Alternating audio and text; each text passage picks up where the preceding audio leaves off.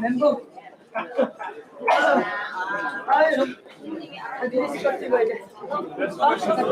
거기 났어요. 필요하면 더 갔어요.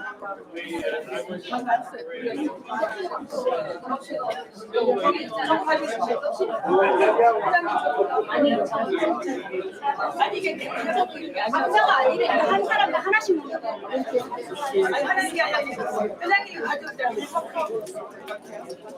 아니 저기 있는데 아니 점심 먹는 거예요. 식사가 나와 있고 나와 있고.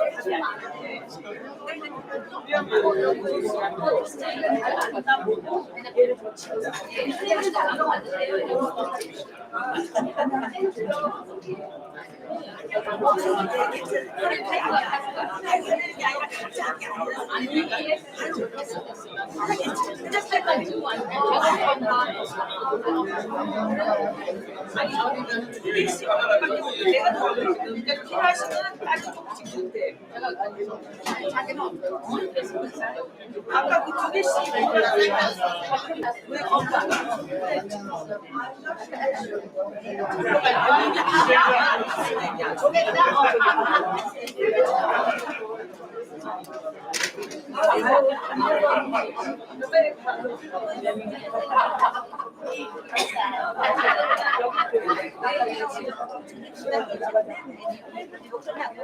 저기 샌드위치 할 때 이거는 실로 저기 있어요.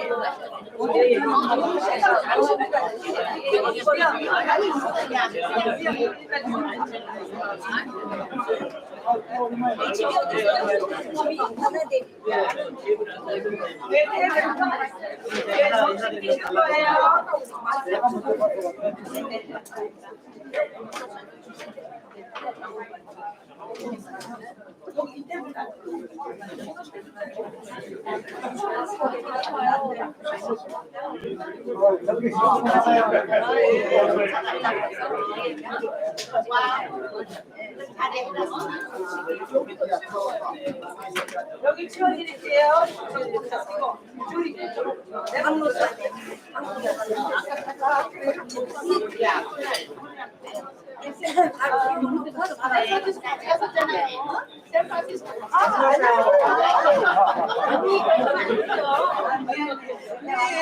반가워요. 잘 놀고 있죠. 놀고 계셔? 저는 어떻게 됐어요? 머리 스타일이 좋은 시간이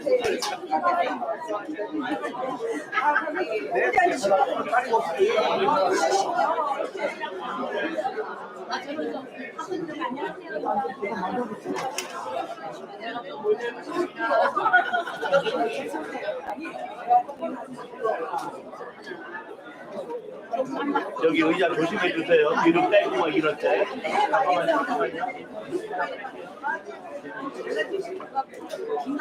살이 좀 많이 나지.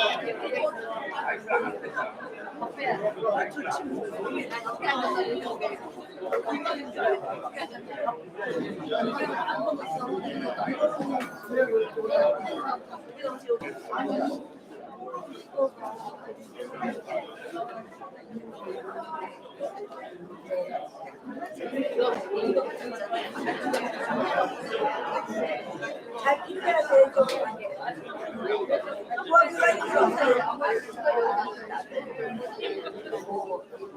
일단이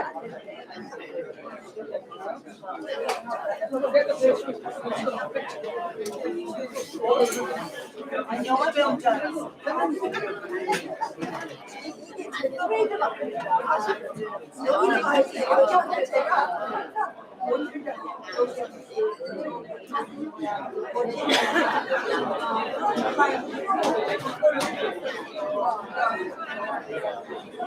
수가 있는 거예요.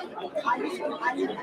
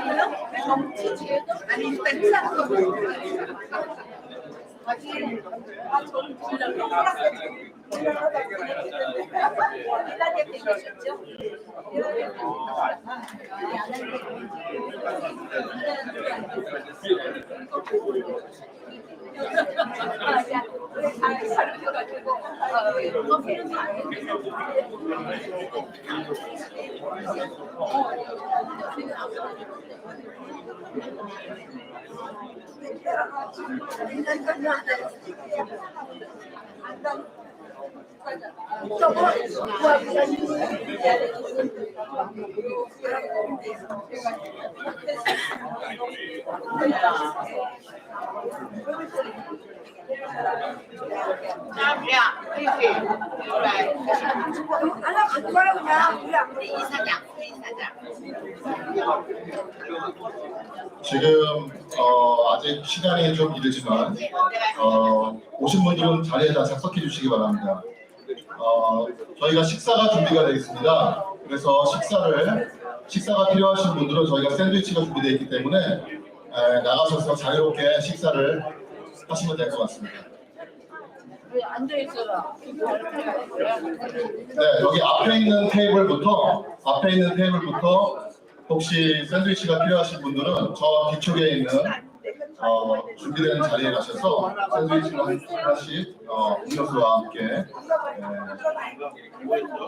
갖는 시간을 갖도록 하겠습니다. 네, 그리고 가급적 핸드폰은 무음으로 해주시기 바랍니다.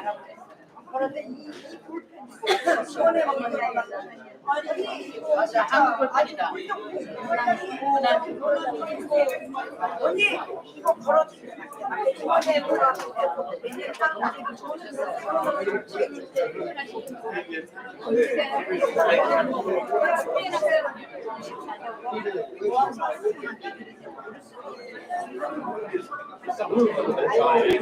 Okay, we have a sandwich ready back there. So if you're hungry, you can go ahead and take some grab some sandwich, waters.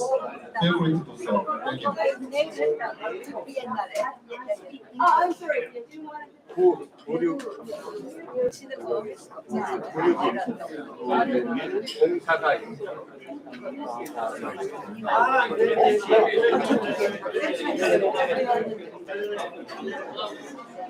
식사하실 분들은 저기서 갔다가 시간 지금이 너무 일찍 반성해보세요.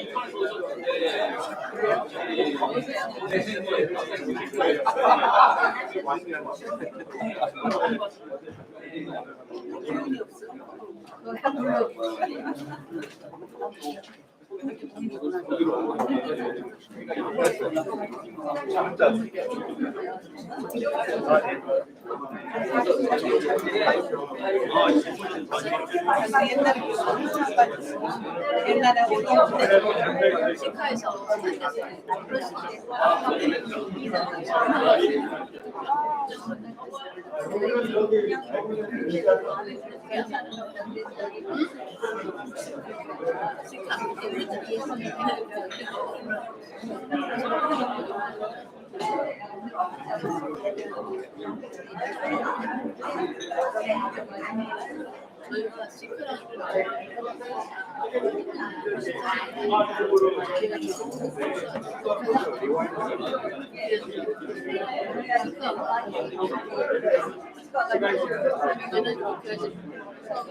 나중에 이제 끝나면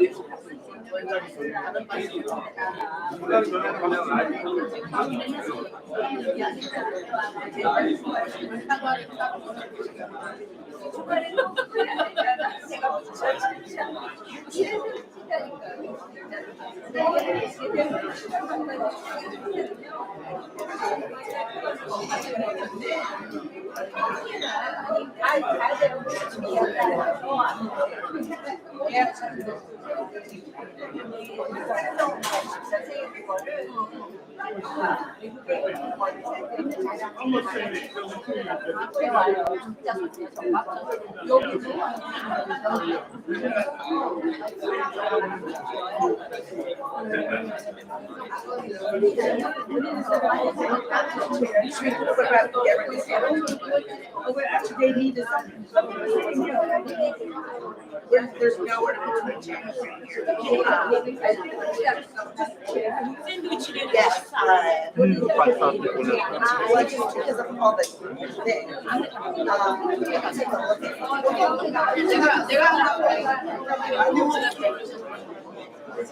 아니 샌드위치 저 바깥에 있어요. 괜찮아. 제가 인사했잖아요. 아 괜찮아. 안 괜찮아. 아 지시에서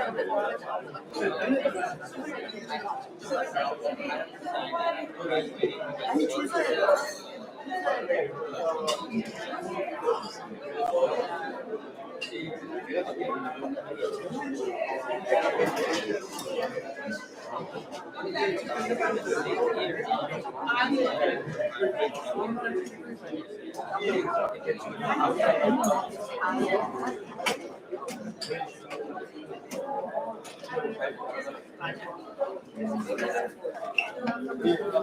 기장들 많이 이렇게 더안 크게 이렇게.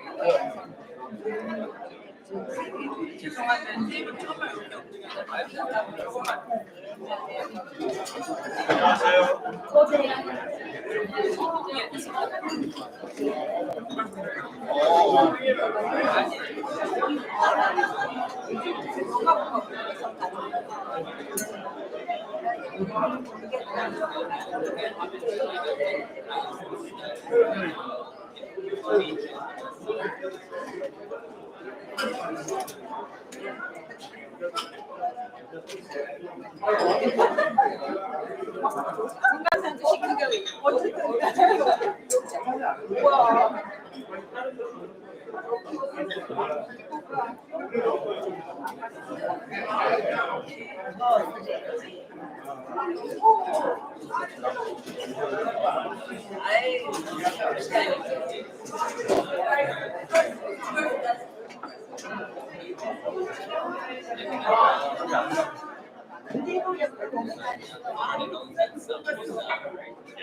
영지, 왜 이렇게 간단해? 아니, 양쪽으로 놔도 돼. 백감사.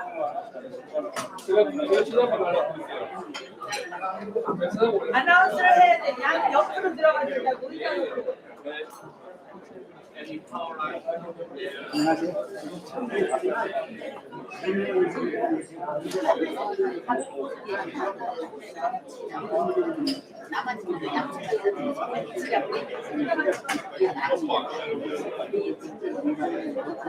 아니, 양쪽으로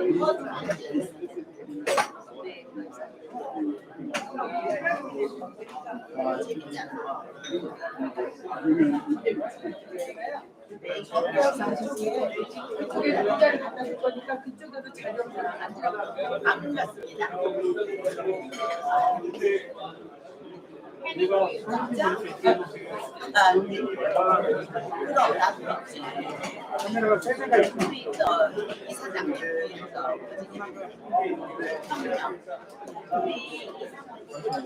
나의 동생 다 얼굴을 클로즈업 한 게 아니고 다 와이드샷을 해요.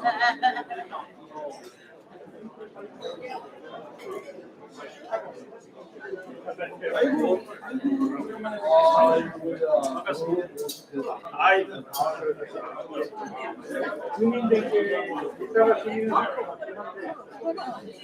예, 제가 보시면 상황 봐봐.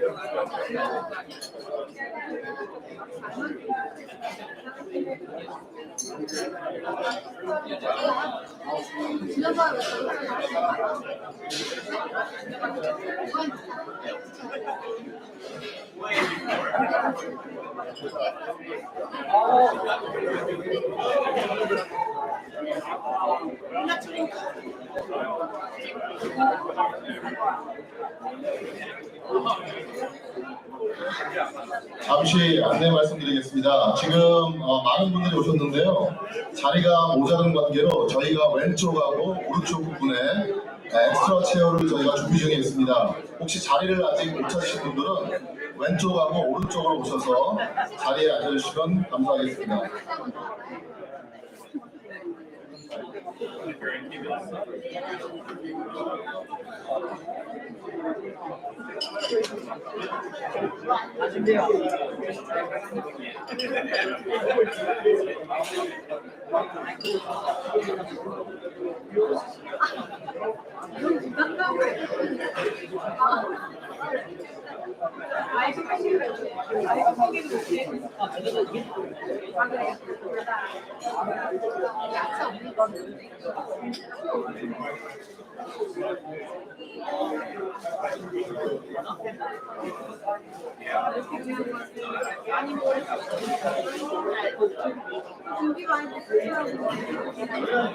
네, 저 뒤쪽에 샌드위치하고 물이 준비되어 있습니다. 혹시 필요하신 분들은 뒤에 가셔서 드시기 바랍니다.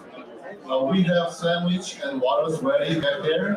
So if you need it, please go and get some food, please.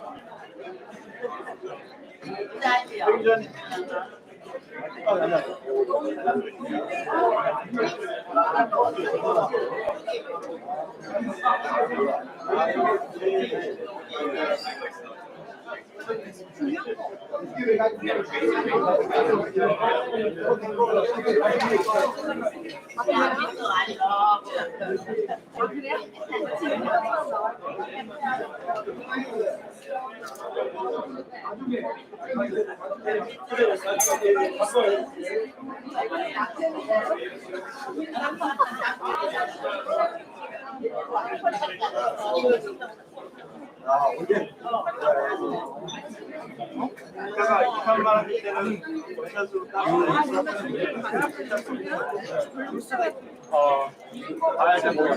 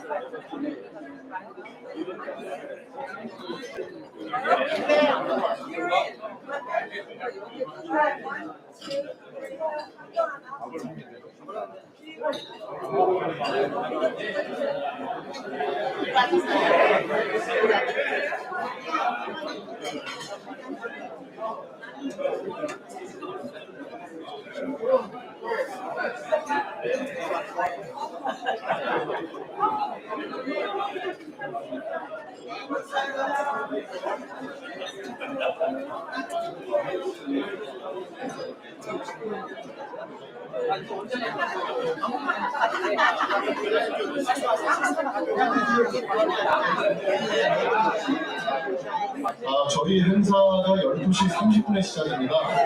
그래서 저희가 지금 준비 중에 있습니다. 저희 행사가 12시 30분에 시작이기 때문에 그렇게 예정되어 있습니다. 지금 준비 중에 있습니다.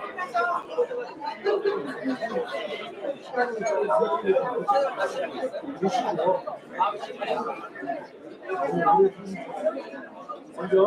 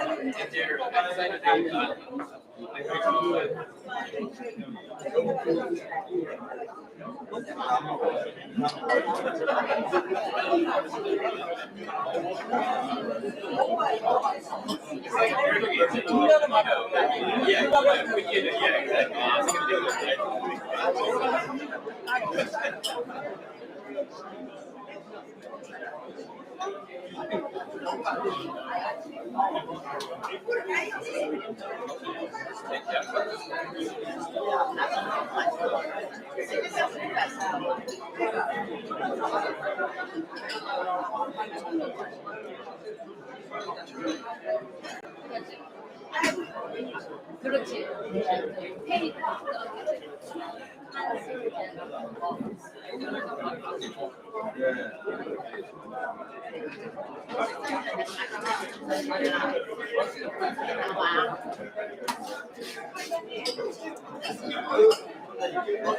거기 없었어?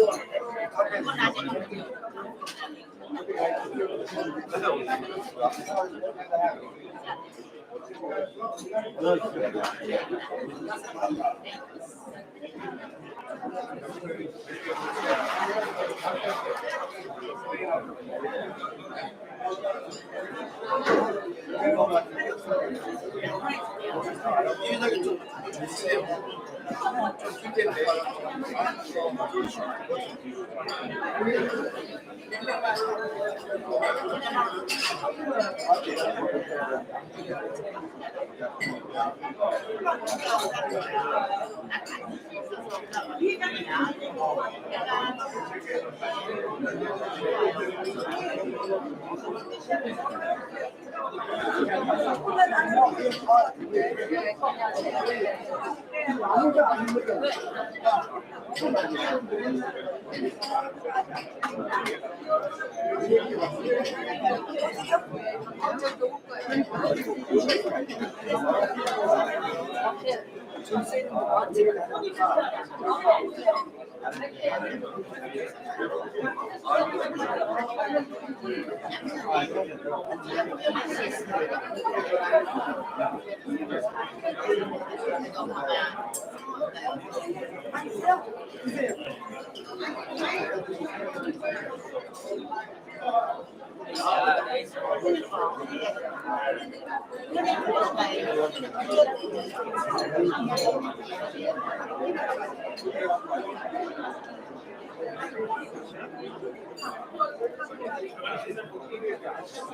이거 하시는 분 이거 봐봐라.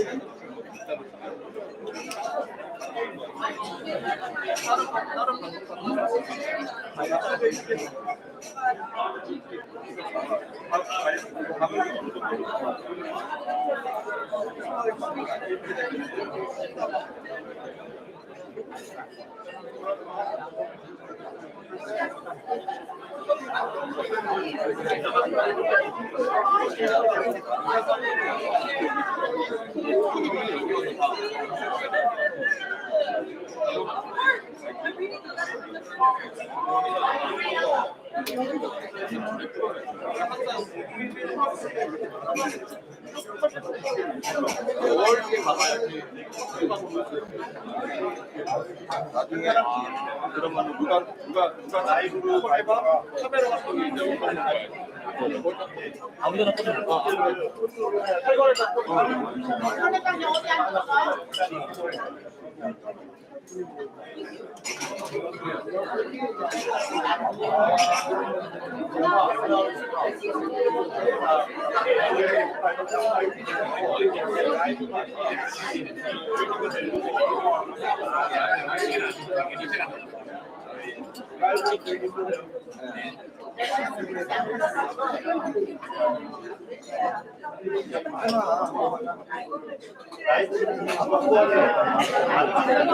네, 저희가 물이 그 바로바로 준비가 안 됐고요.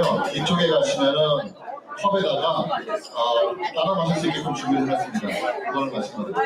네, 카메라 뒤쪽에 그 물이 준비되어 있습니다.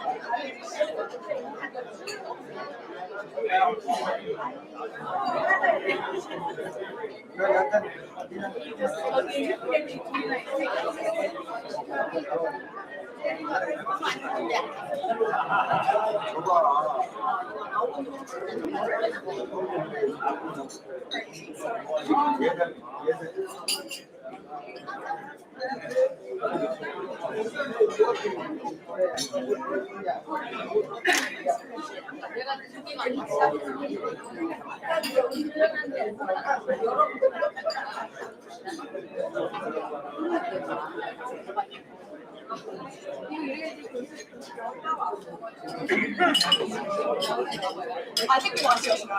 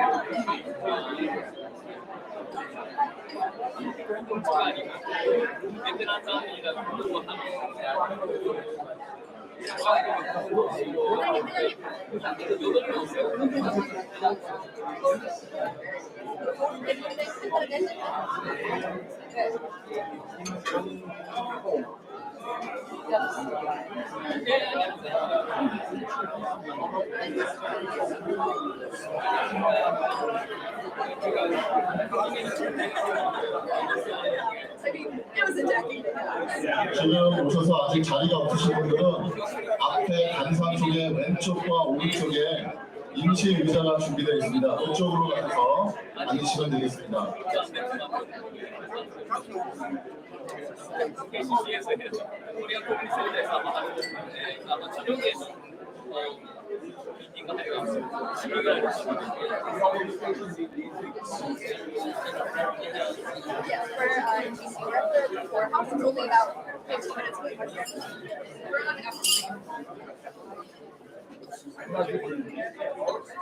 We're on the other side of the White House. If you walk straight past the White House from here,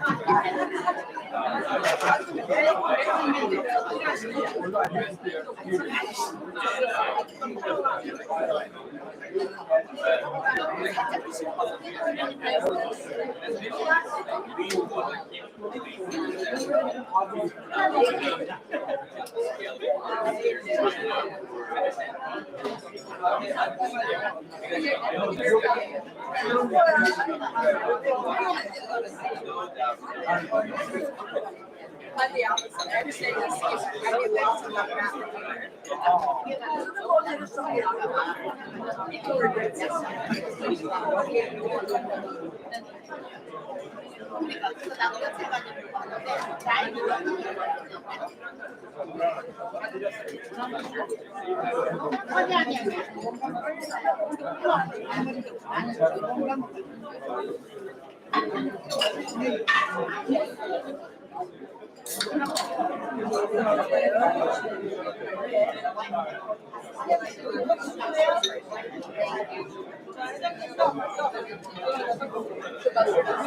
다 먹으라고 그래.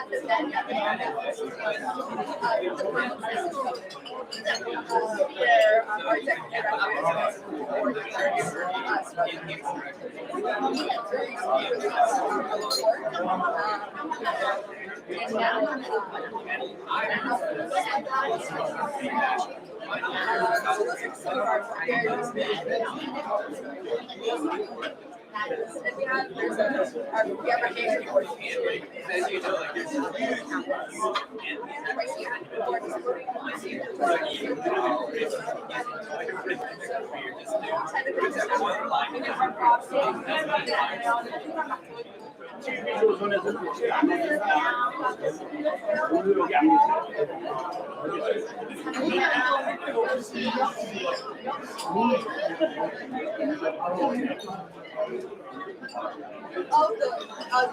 Good drop.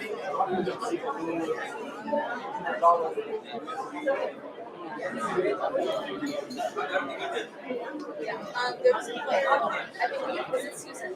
Susan. She does a lot of work dropping the leads as well as getting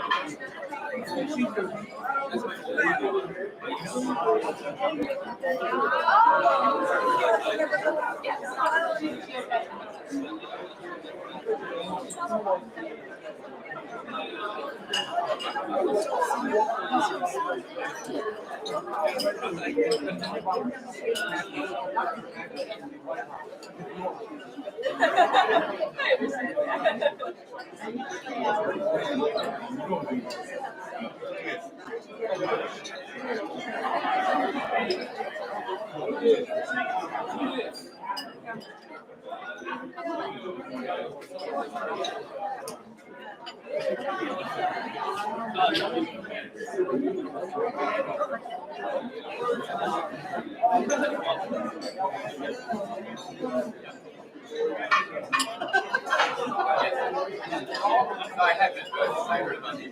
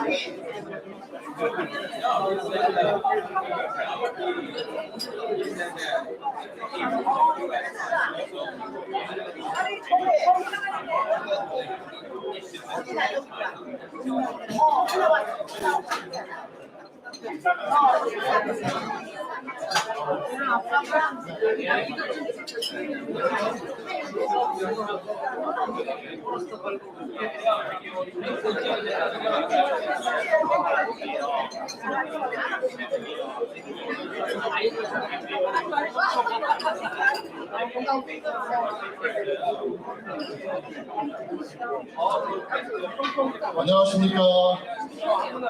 2023 한미평화통일포럼 사회를 맡은 워싱턴 협의회 장례연 백성호입니다.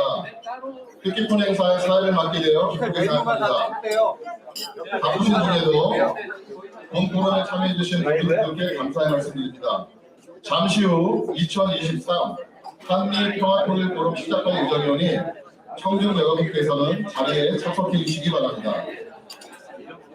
아울러 원활한 행사 진행을 위해 소지하고 계신 휴대전화는 무음 처리를 부탁드리겠습니다. 오늘 포럼 진행 순서에 대해 간략히 안내해 드리겠습니다. 이제 곧 12시 반부터 포럼을 시작하겠습니다.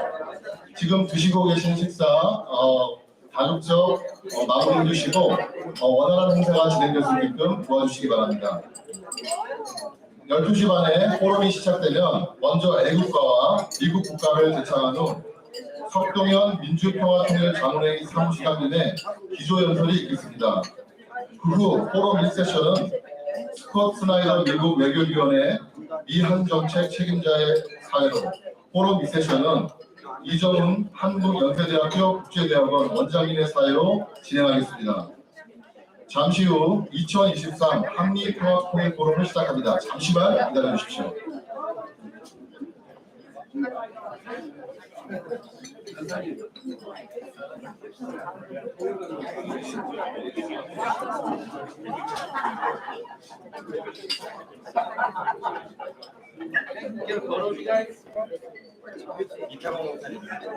메인 마이크 붙여서 지금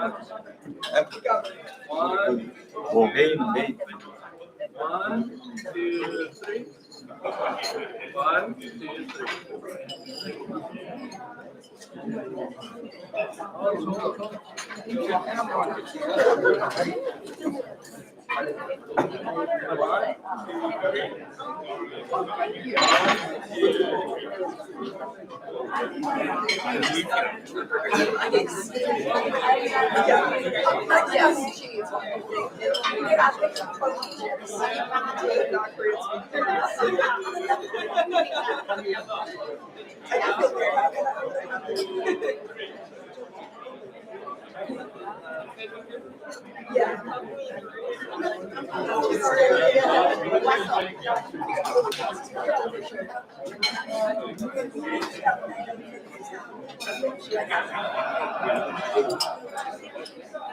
사진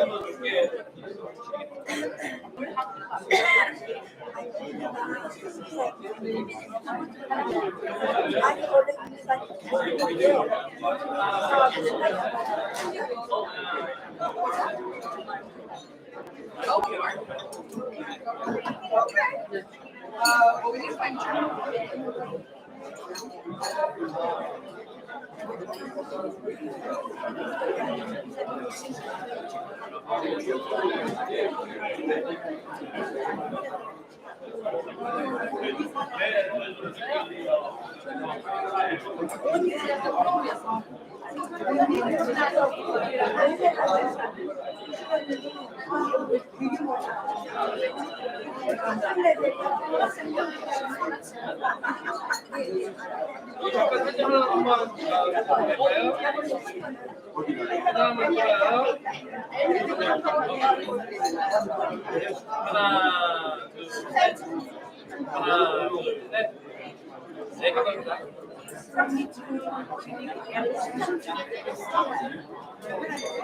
So we are originating the Jodian.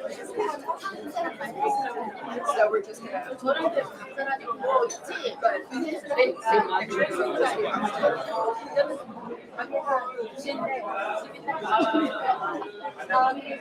Oh, you could probably get Joe to take photos. Oh, okay.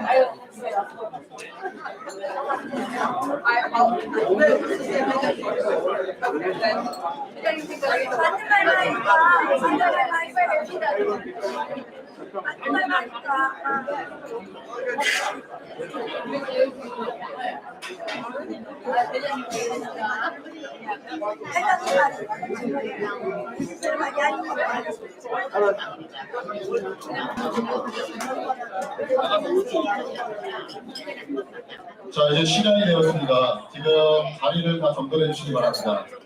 이제 곧 지금 시작하겠습니다. 자리 다 정돈해 주시고 한 번 더 부탁드릴 것은 핸드폰 다 무음으로 해주시고 장례 자리에 다 앉아주시기 바랍니다.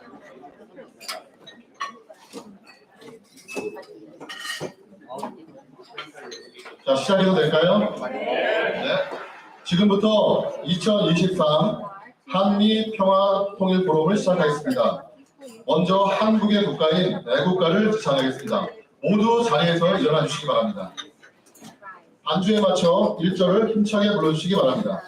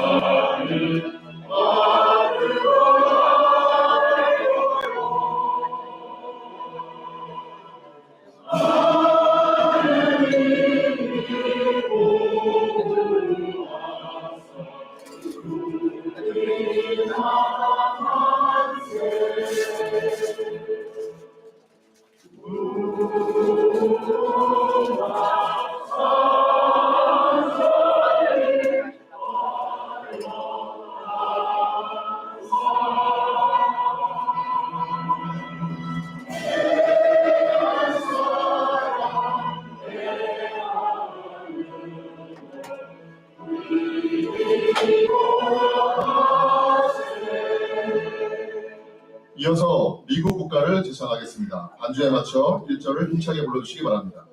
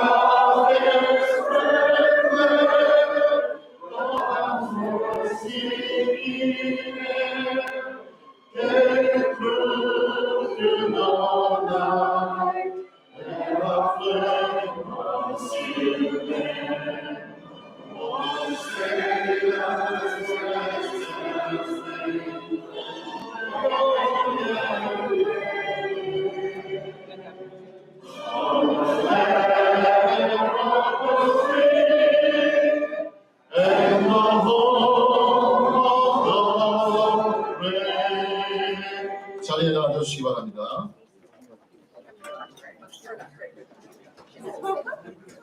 다음은 강창구 민주평통 워싱턴 협의회장님께서 개사를 드시겠습니다.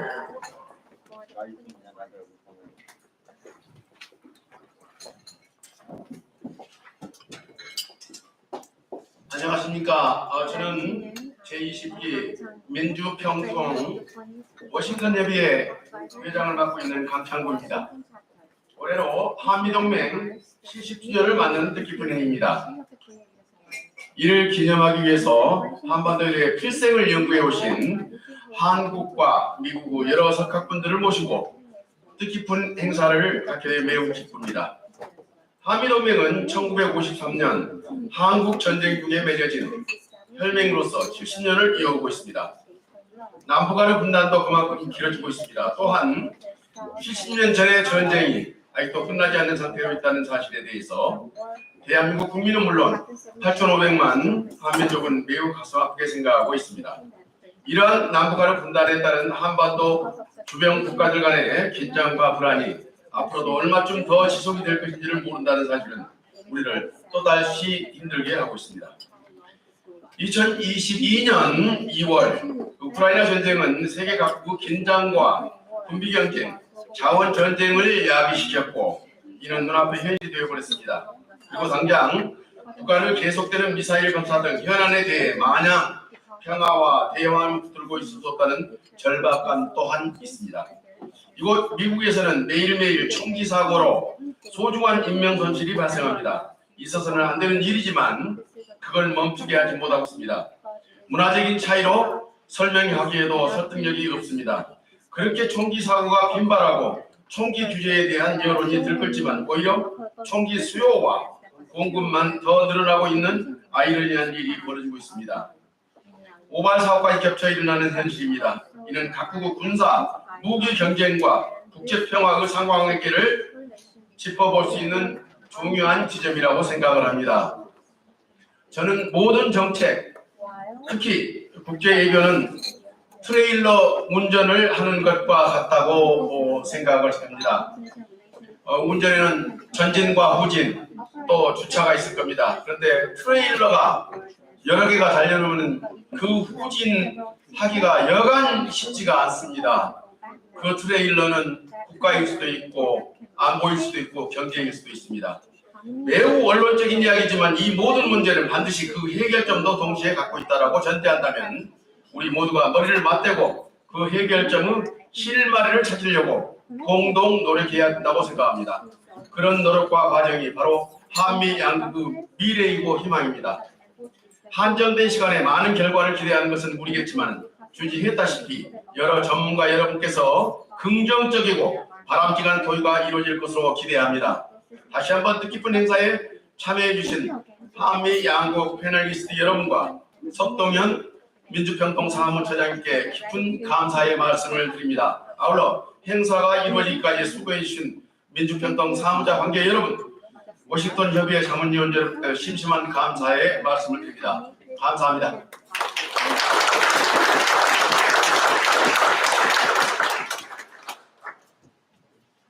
이어서 박요한 민주평통 미주부의장 직무대행께서 축사를 하시겠습니다.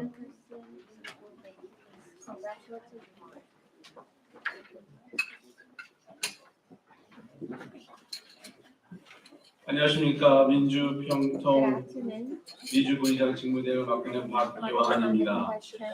방금 올라오기 전에 축사를 2분 안에 끝내라는 명령을 받고 올라왔습니다. Ladies and gentlemen, distinguished guests, good afternoon. This is a great gathering here today. I'm so impressed that everyone's here today. As introduced, my name is Johan Paul. I'm serving the Peaceful Unification Advisory Council, PUAC, as the acting vice chairperson. On behalf of more than 1,600 member advisors active all over the villages, I'm grateful to be with you today at today's Korean Peninsula Peaceful Unification Forum 2023.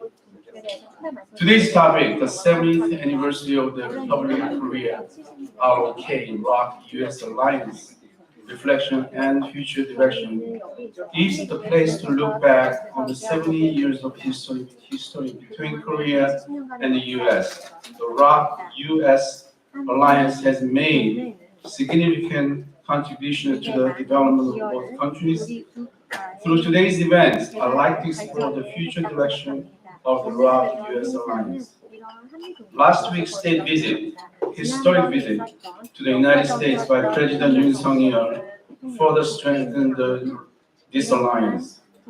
Through the joint statement by the two presidents, President of the Republic of Korea and the United States, and the Washington Declaration, the two countries pledged closer cooperation for peace and stability on the Korean Peninsula.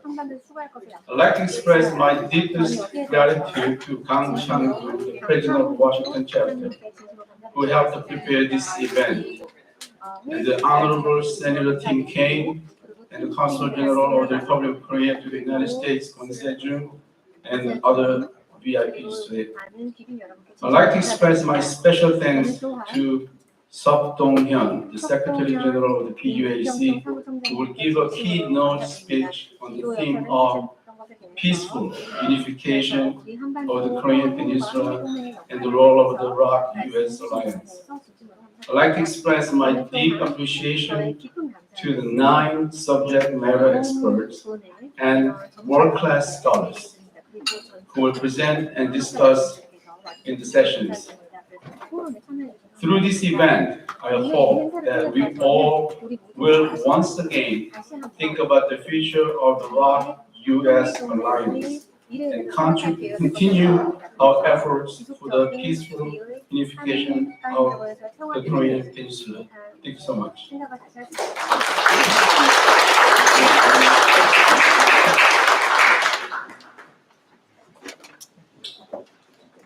다음은 팀 케인 연방상원의원님의 축사가 있겠습니다. 축사는 오렐리아 리저널 디렉터님께서 계속해 주시겠습니다.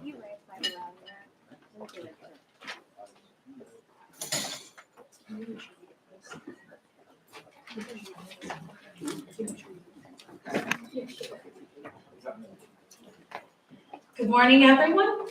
I have been enjoying this wonderful event thanks to the wonderful interpreter that has been bridging both of our cultures together. And I have now a letter of congratulations from U.S. Senator Tim Kaine to read to you all. He could not be here today, but he sends his congratulatory words in the form of a letter, and it reads the following. May 3rd, 2023. Peaceful Unification Advisory Council. I am pleased to congratulate the Peaceful Unification Advisory Council for hosting today's forum to discuss ways in which the Republic of Korea, South Korea, and the United States can continue our 70-year partnership based on mutual values of democracy, economic prosperity, and security. I hope that today's forum will shed light on the concerns we share about threats posed by the Democratic People's Republic of Korea and build on efforts to promote denuclearization, avoid military confrontation, and to strengthen the United States and South Korea's security cooperation in the region if necessary. Thank you for your willingness to fully engage and freely share current affairs on these important issues. Best wishes for a successful event. Sincerely, U.S. Senator Tim Kaine.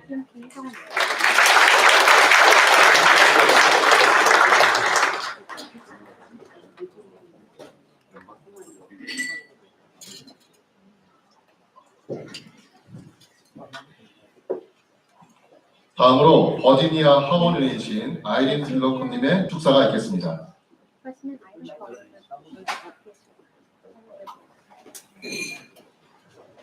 Good afternoon. Thank you so much for the opportunity to be here with you today. My name is Eileen Filler-Corn. I'm a member of the Virginia House of Delegates and also the 56th Speaker of the House of Delegates from 2020 to 2022. I want to first thank the Peaceful Unification Advisory Council, as well as my good friend Kim Jung for inviting me here to learn and to have the opportunity to address you all. I apologize that I can't stay for too long, but again, this is a meaningful event, and I truly, truly am honored to be here today. The 70th anniversary, wow, that is something to celebrate. The vital relationship between the United States and the Republic of Korea, and I know that's what brings us all together today. As President Biden said last week, and I quote, "Our two nations relationship has been a great success story." And that is especially true in my home state of Virginia, the Commonwealth of Virginia. According to the Virginia Economic Development Partnership, Virginia is home to 66,000 Korean Americans, the 6th highest population in the United States, and that's something to celebrate. These strong cultural ties between the Commonwealth of Virginia and our Korean American community and the Republic of Korea translates into economic and educational partnerships as well. One example is the establishment of the George Mason University Korea. GMU, George Mason University Korea, is located in the Incheon Global Campus, and for nearly 10 years has offered South Korean students the opportunity to travel to the United States and study at George Mason University's campus in my hometown of Fairfax County. And actually, the university is literally just miles from where I currently live. And nearly half of the Korean Americans in the Commonwealth of Virginia call Fairfax County home, as many of you know. We are so proud of the important critical contributions of the vibrant Korean American community. And we also, I'm proud to say, just elected our first Korean American woman to our legislature in 2021. In closing, I would just like to say 70 years of partnership has shown that our two countries are stronger together. And we're so grateful and proud of our Korean American community in the Commonwealth of Virginia. We look forward to many more years in the future of great partnership. I hope you all enjoy the rest of this program and the enriching program, as well as conversations throughout the day. Thank you again so much for the honor and privilege of being here and celebrating with you and for welcoming me today. Thank you.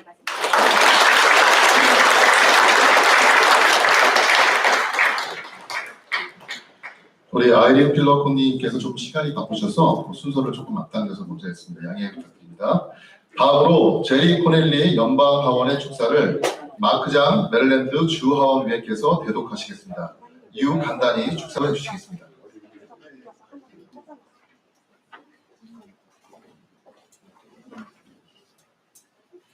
시간 줘주셔서 감사합니다. Good afternoon, everyone. Thank you so much to the Peaceful Unification Council for hosting this important event and having this important conversation. And thanks to all the volunteers all across the country from the advisory committee that are here volunteering and giving their time to be able to host this very important event. And it's very fitting to have this at the National Press Club. We're able to gather together freely and have conversations and speak freely about the different points of view about specifically today about the unification. All of us as Korean Americans, we share that complex history of coming from the Korean Peninsula. We're 10,000 miles away from here. As for myself, my mother, she's from North Korea. She was born in Kaesong, and my father, he was born in Chucheon-namdo. And my mother was 5 years old. She came to Seoul, and she left the Kaesong area. But for those of us who have visited the Joint Security Area, the DMZ, the Panmunjom area, we can see through the area that we can see the Kaesong area over there from the South Korean side of the country. And it really does remind me personally of the sacrifices that my mother's parents made in being able to come over to South Korea. But that's why it's important for us to have these times like this, because we do all share this very complex history. And Korean Peninsula, since the 70 years of the Republic and Korea and also the U.S. alliance, since the 7 decades have gone by, obviously South Korea has become a very strong, powerful nation, and also influencing in many ways, economically, culturally, and also really making a lot of contributions all across the world. And that's something we should all be proud of as Korean Americans. This afternoon, on behalf of U.S. Congressman from Virginia, Jerry Connolly, I'd like to read a statement from him congratulating the Peaceful Unification Advisory Committee on this wonderful event. It says, dear friends, I am pleased to welcome you to the annual forum of the Washington chapter of the Peaceful Unification Advisory Council, Washington chapter for the Republic of Korea, as we commemorate the 70th anniversary of the Republic of Korea-U.S. alliance. Northern Virginia is blessed by our diversity. We are home to one of the largest Korean American populations in the United States. There are 2 million Korean Americans living in the United States. 250,000 reside in the Washington, D.C. area. This is the third highest percentage in the country. Here in Fairfax County, 41,000 residents are Koreans, and I have had the honor of representing this community for over 25 years. I am a passionate advocate for peace and stability on the Korean Peninsula, senior member of the House Foreign Affairs Committee and co-chair of the Congressional Korea Caucus. I look forward to continuing and strengthening our partnership as we build on the success of our alliance and our work together towards the achievement of our common goals.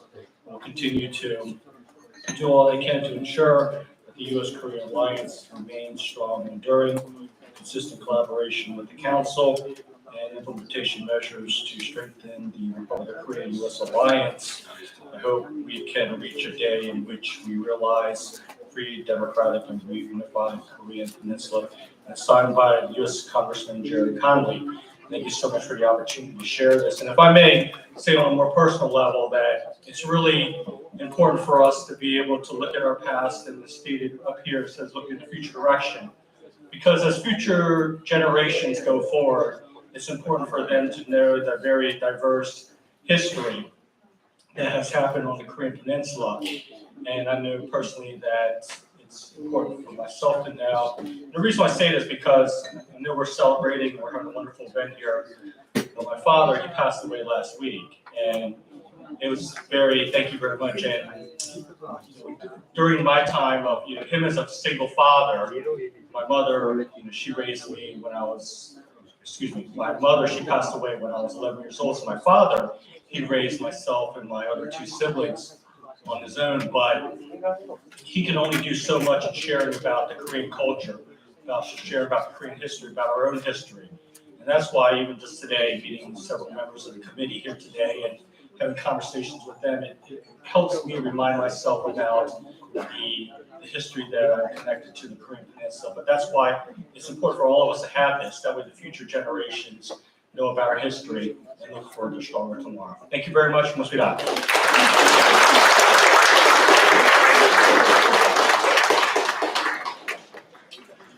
이어서 조현동 주미국 대한민국 대사님의 축사가 있겠습니다. 축사는 권세중 워싱턴 총영사님께서 대독하시겠습니다.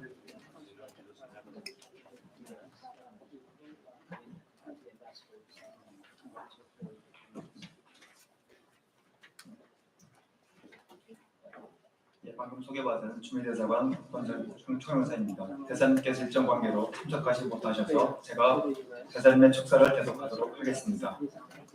여러분 안녕하십니까? 민주평통 워싱턴 협의회가 주최하는 2023 한미 평화통일포럼 개최를 진심으로 축하합니다. 오늘 귀한 자리를 마련하신 석동현 민주평통 사무처장님, 박유환 민주평통 민주부의장 직무대행님 감사드립니다. 특별히 강창구 회장님을 비롯한 워싱턴 협의회 관계자 여러분, 행사 준비에 수고 많으셨습니다. 또한 한국에서 오늘 포럼을 위해 먼 길 오신 전문가 여러분, 미국에서 참가해주신 한반도 문제 전문가 여러분, 한 분 한 분 각별히 감사드립니다. 오늘 한미동맹 70주년 성찰과 미래비전이라는 주제로 한반도 평화 통일과 한미동맹 발전을 위해 많은 분들이 참석하시고 함께 고민하는 기회를 갖게 되어 매우 뜻깊게 생각합니다. 내외 귀빈 여러분, 지난주 한미 양국은 한미동맹 70주년을 맞아 한미 정상회담을 매우 성공적으로 개최하였습니다. 특별히 미측은 윤석열 대통령님을 국빈으로 초청하여 한미동맹 70주년을 더욱 뜻깊게 환영하였습니다. 이번 한미 정상회담에서 양 정상은 한미 동맹을 역사상 가장 성공적인 동맹으로서 지난 70년간 축적해온 역사적 성취를 함께 축하하였고, 미래로 전진하는 행동하는 동맹이라는 미래 비전에 대해 확고한 공감대를 구축하였습니다. 또한 한미는 굳건한 군사 안보 협력을 바탕으로 경제 안보, 첨단 기술, 인적 교류, 지역 글로벌 협력까지 아울러 한미 간 포괄적 전략 동맹의 깊이와 구현을 더욱 확장하여 명실상부한 가장 강력한 동맹 관계를 구축하였습니다. 무엇보다도 한미 정상은 나날이 증가하는 북한의 핵 위협에 대해 양국의 확장 억제를 획기적으로 강화하기도 하고, 이러한 의지를 워싱턴 선언에 반영하였습니다. 특히 핵 관련 협의에 특화된 최초의 상설 협의체로서 핵 협의그룹 NCG를 신설하고 전략 핵 잠수함 같은 이 전략 자산을 보다 정례적으로 한반도에 전개하기로 하는 등 실행력이 한층 향상된 확장 억제 체제를 구축하였습니다. 이번 회담에서 이루어진 역사적이고 구체적인 성과를 바탕으로 한미는 확장 억제 강화를 위한 협력을 계속해 나갈 것입니다. 내외 귀빈 여러분, 윤석열 정부는 지난해 북한의 핵 개발을 중단하고 실질적 비핵화 프로세스로 전환한다면 북한의 민생과 경제를 획기적으로 개선하겠다는 담대한 구상을 제안하였습니다. 지금까지 북한이 보인 반응은 실망스럽습니다. 연이은 군사적 도발뿐만 아니라 최근에는 남북 간 연결된 통신선을 단절하기까지 했습니다. 그러나 우리 정부는 인내심을 가지고 북한의 비핵화를 위한 대화의 문을 열어놓을 것입니다. 북한이 하루빨리 도발을 멈추고 담대한 구상에 진지하게 호응해 나오기를 촉구합니다. 한미 정상은 이번 워싱턴 선언에서 한반도의 완전한 비핵화 달성이라는 공동의 목표를 진전시키기 위한 수단으로 북한과의 전제 조건 없는 대화와 외교를 확고히 추구하고 있음을 분명히 하였습니다. 내외 귀빈 여러분, 최근 한국에서 실시된 한 여론조사에 의하면 한국의 MZ세대의 61%가 통일은 꼭 필요하지 않다고 응답한 것을 보았습니다. 이것이 우리가 직면한 한반도 통일에 대한 현실이라고 생각합니다. 윤석열 정부는 우리 국민들과 전 세계에 자유롭고 평화롭고 풍요로운 통일 미래를 제시해 나갈 것입니다. 이를 위해 무엇보다도 북한 실상을 정확히 알리는 것이 중요합니다. 이런 차원에서 대한민국 정부는 처음으로 북한 인권 관련 보고서인 2023 북한 인권 보고서를 공개했습니다. 이는 북한을 망신 주고 몰아붙이기 위한 것이 아닙니다. 마땅히 누려야 할 자유를 박탈당하고 굶주림에 시달리고 있는 폭력당의 동포들에게 인류 보편적 민간으로서 권리를 누리도록 하기 위한 것입니다. 우리 국민들과 국제사회가 북한 주민의 아픔에 공감하고 북한 인권 개선에 대한 인식을 공유함으로써 통일에 대한 공감대를 형성하고 통일 미래를 꾸려나갈 수 있을 것으로 기대합니다. 저는 주민에 따라서 북한 인권의 개선에 대한 소명을 가지고 제가 할 수 있는 일들을 부지런히 찾아나갈 것입니다. 내외 귀빈 여러분, 한반도 상황은 엄중합니다. 하지만 철동 같은 한미동맹은 밝은 미래를 만들어 나갈 것입니다. 여기 계신 민주평통 관계자들을 비롯하여 동포 여러분, 그리고 미국 친구들이 다 함께 힘을 합치면 더 빠르게 미래로 전진해 나갈 것입니다. 오늘 2023 한미평화통일포럼이 미래로 전진하는 작지만 소중한 기회가 되길 바랍니다. 다시 한번 참석해 주신 모든 분들께 감사드리며 함께해 주신 여러분들의 행복과 건강을 기원합니다. 감사합니다.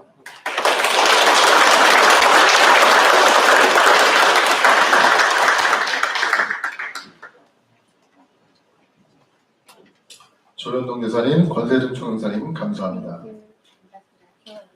이어서 석동현 민주평통사무처장께서 기조연설을 하시겠습니다. 그 전에 석동현 민주평통사무처장님께 대해서 간략히 소개해드리겠습니다. 석동현 사무처장님은 한국 법무부 출입국 외국인 정책본부장, 윤석열 대통령 후보 대외협력 특보와 한반도 인권과 통일을 위한 교사 모임 공동대표 등을 역임하시다가 2022년 10월 민주평화통일자문회의에 사무를 총괄하는 사무처장으로 임명되어 현재까지 한반도 평화통일을 위해 많은 활동을 추진하고 계십니다. 자, 석동현 사무처장님을 뜨거운 박수로 모시겠습니다.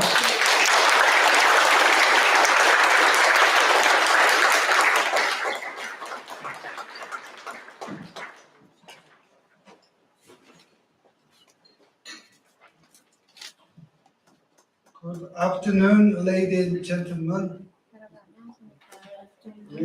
Really, I appreciate for your participation here today. My name is Donghyun Seok, Secretary General of PUAC, Peaceful Unification Advisory Council, the Constitutional Council for the President of the Republic of Korea. I can give my keynote speech in English as well as President Yoon, my boss, he made good speech in United States Congress. But I think it's a little overstepping. So I'll give my speech in Korean language. Good translation to why I'm going. I'll start my speech. 여러분 반갑습니다. 저는 민주평화통일 자문회의 사무처장 석동현입니다. 북한의 핵 미사일 도발과 국제사회 안보 불확실성이 증대되는 매우 엄중한 시기에 민주평화통일 자문회의가 이곳 미국의 수도 워싱턴에서 한반도의 정세를 점검하고 대한민국의 대북 통일 정책 그리고 한반도의 통일을 위한 한미 양국의 공조 방안을 논의하는 포럼을 개최하게 된 것을 매우 뜻깊게 생각합니다. 오늘 이 귀한 자리에 참석해 주신 여러분들과 민주평통 박요한 미주 부의장님, 워싱턴 협의회 강창구 회장님과 자문위원님들 그리고 주미대사관 권세주 총병사님을 비롯한 전문가분들 그 밖에 모든 관계자 여러분들께 진심으로 감사의 말씀을 드립니다. 무엇보다 저는 올해로 70주년을 맞이한 한미동맹의 역사와 성과를 자랑스럽게 생각하며 70년 전 한미동맹을 최초로 출범시킨 한미 양국의 지도자들에 대해서 여러분들께 감사의 박수를 제안드리고자 합니다.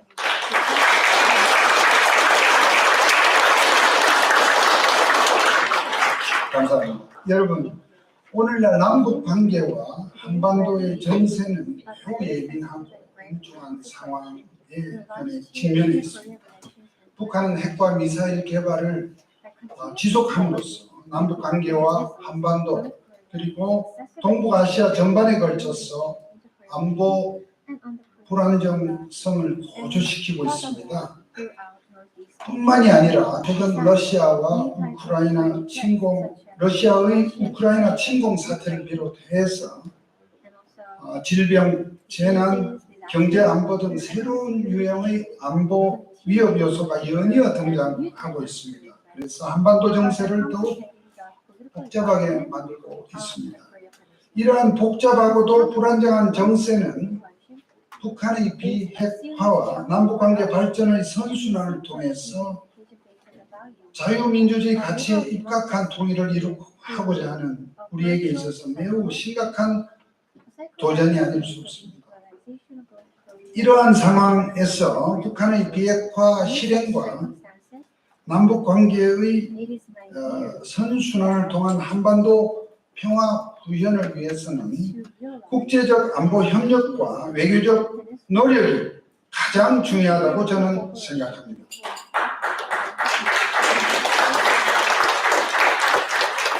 특히 올해로 70주년을 맞이한 한미동맹은 한반도를 둘러싼 다양한 안보 위협 요소에 한국과 미국이 공동 대응을 하는 발판으로서 더욱 발전되어야 할 것입니다. 이러한 측면에서 오늘 한미평화통일포럼은 매우 중요한 의미를 가진다고 생각합니다. 저는 오늘 이 기회를 빌어서 평화통일을 위한 대한민국 윤석열 정부의 정책 방향과 한미동맹이 기대하는 역할에 관해서 간략히 말씀을 드리고자 합니다. 최근 수년 동안에 북한은 비핵화를 위한 대화를 일체 거부했습니다. 핵과 미사일의 고도화를 이용해서 한반도와 주변국에 대한 안보 위협을 고조시키고 있습니다. 특히 최근에는 전술 핵무기와 다양한 전략 미사일의 시험 발사를 통해서 긴장 수위를 점차적으로 높이고 있습니다. 핵무기와 대량 살상 무기의 보유를 기정사실화하는 전략을 추구하고 있습니다. 이러한 북한의 안보 위협 고조 행위에 대해서 윤석열 정부는 확고한 안보 대비 태세로서 단호하게 맞설 것입니다. 굳건한 한미 동맹과 한미 연합 전력의 전개는 북한의 무모한 도발을 억제하는 가장 효율적인 수단이 될 것입니다.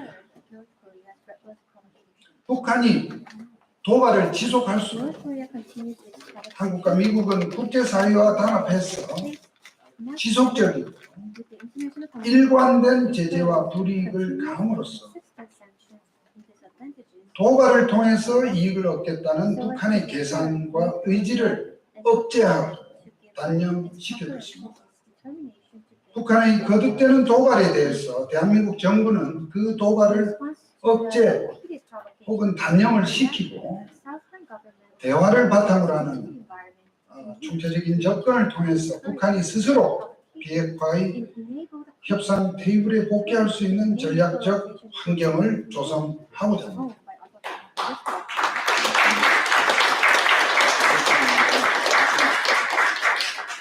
여러분, 현재 대한민국 정부는 북한의 비핵화와 남북관계의 선순환을 위해서 담대한 구상을 추진하고 있습니다. 이 담대한 구상은 북한이 비핵화의 진전을 보여줄 경우에 그 진전의 단계별로 상응하는 정치, 안보, 경제 조치들을 동시적이고 단계적으로 이행하는 것에 중점을 두고 있습니다. 대화를 통해서 북한의 안보 우려를 해소하고 단계적인 지원을 통해서 남북의 공동 번영을 이루면 북한이 더 이상 핵을 보유하거나 사용하는 필요성을 느끼지 못하게 하고 그럼으로써 비핵화를 달성하겠다 하는 것이 바로 담대한 구상의 핵심이라 할 수 있습니다. 북한의 비핵화는 한반도의 안정과 직결된 문제이면서 남북 협력의 가장 큰 장애물입니다. 그래서 반드시 풀어야 할 문제입니다. 현실적으로 북한의 비핵화를 위한 실질적인 변화와 노력이 없이 남북관계의 변화와 진전을 기대할 수 없기 때문입니다. 그런데 북한의 비핵화가 필수적이라고 해서 북한이 일방적으로 희생과 포기를 강요하는 것은 또 아닙니다. 담대한 구상은 북한의 비핵화와 변화를 일방적으로 강제하지 않으며 아울러 한반도에서의 일체의 무력 도발을 또한 용인하지 않을 것입니다. 남북한의 모든 문제는 대화를 통해서 해결하고 유연한 상호주의에 기반한 호혜적 구조를 정착시켜 나가겠다는 것이 담대한 구상의 원칙입니다. 대한민국 정부는 북한의 완전한 비핵화라는 확고한 원칙은 견지하되 이를 위한 선순환 동력을 마련하기 위해서 비핵화가 먼저 시작이 되면 또는 비핵화 조치의 단계별로 상응하는 다양한 실용적 접근을 지속적으로 추진할 것입니다. 북한이 진정성 있는 자세로 비핵화를 위한 협상 과정에 임하기만 한다면 초기 조치로서 보건, 의료, 식수, 위생, 산림, 농업 등의 민생 개선 시범 사업과 식량 문제 해결을 위한 한반도 자원 식량 교환 프로그램 등을 아무 조건 없이 추진할 수 있습니다. 그 다음 단계로 북한이 실질적 비핵화 조치를 취한다면 그것에 발맞추어서 북한의 경제와 민생을 획기적으로 개선시킬 수 있도록 발전과 송배전 인프라를 지원하고 국제 교역을 위한 항만과 공항 시설의 현대화, 농업 생산성의 제고를 위한 기술 지원, 의료 인프라 현대화의 지원, 국제 투자 및 금융 지원 프로그램 등 다양한 지원과 협력 방안을 준비하고 있습니다. 대한민국 정부는 북한이 더 이상의 도발을 멈추고 이러한 담대한 구상이 공에 나오기를 기대합니다.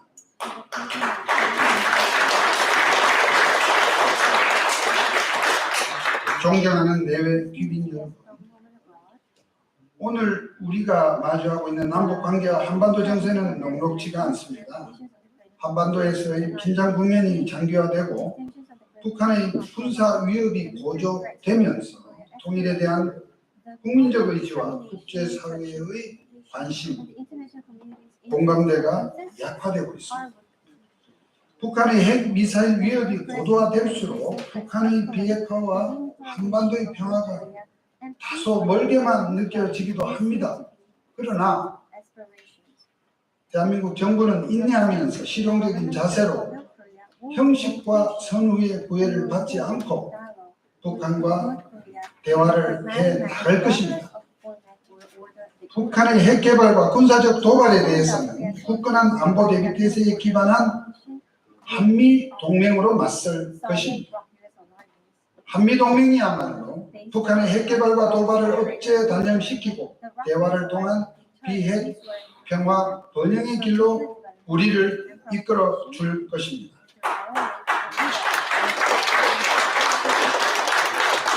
나아가서 한미동맹과 한일관계 정상화를 토대로 한미일 협력을 강화하여 고조되고 있는 북한의 도발과 군사 위협에 공동 대응함으로써 한반도와 동북아시아의 안보와 안정을 선도할 것입니다. 또한 한미일 간의 미래를 위한 협력과 지지 강화를 통해서 기후변화, 경제, 안보 및 가치의 경쟁 등 다양한 글로벌 이슈에 대해서도 국제사회와 연대하고 협력하며 대응해 나갈 것입니다. 마지막으로 말씀드리자면 저는 오늘 이 자리에 함께 하신 양국의 전문가 여러분들께서 한반도의 평화 통일에 기여할 한미동맹의 역할에 관하여 솔직하고 다양한 의견을 제시해 주실 것으로 기대를 합니다. 그러한 기대가 바로 오늘의 포럼을 개최한 목적이고 그 목적을 여러분께서 훌륭하게 달성해 주실 것으로 저는 믿습니다. 경청해 주셔서 감사하고 이 자리에 계신 모든 분들께 신의 강호와 함께하기를 기원합니다. 대단히 감사합니다.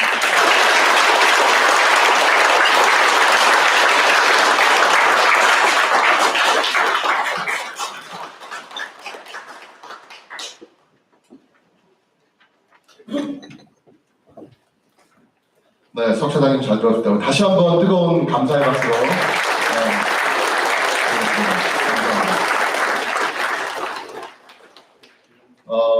우리 1세션 바로 시작할 건데요. 그 시작하기 전에 잠시 몇 분을 소개시켜 드릴까 합니다.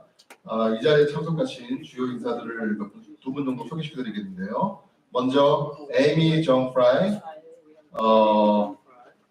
메릴랜드 부시장님 오셨습니다.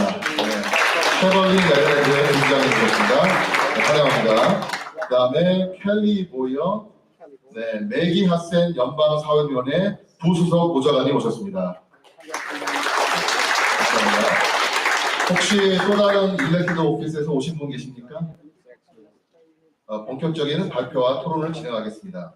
스콧 스나이더, 차두현, 조윤영, 데이비드 맥스웰님께서는 단상에 자리해 주시기 바랍니다.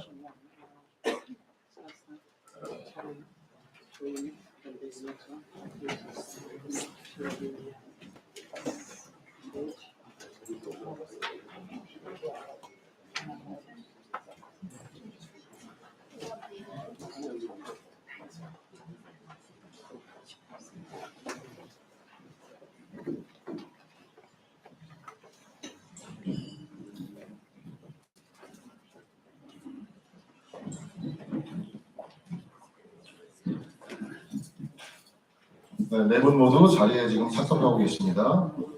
자, 1세션은 스콧 스나이더 미국 외교위원회 미한정책국장님께서 진행해 주시겠습니다.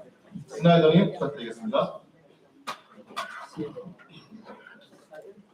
Well, thank you to the Peaceful Unification Advisory Council for hosting this today. This is a very well-timed opportunity to take stock of where we are in the U.S.-South Korea alliance and in the broader global external context.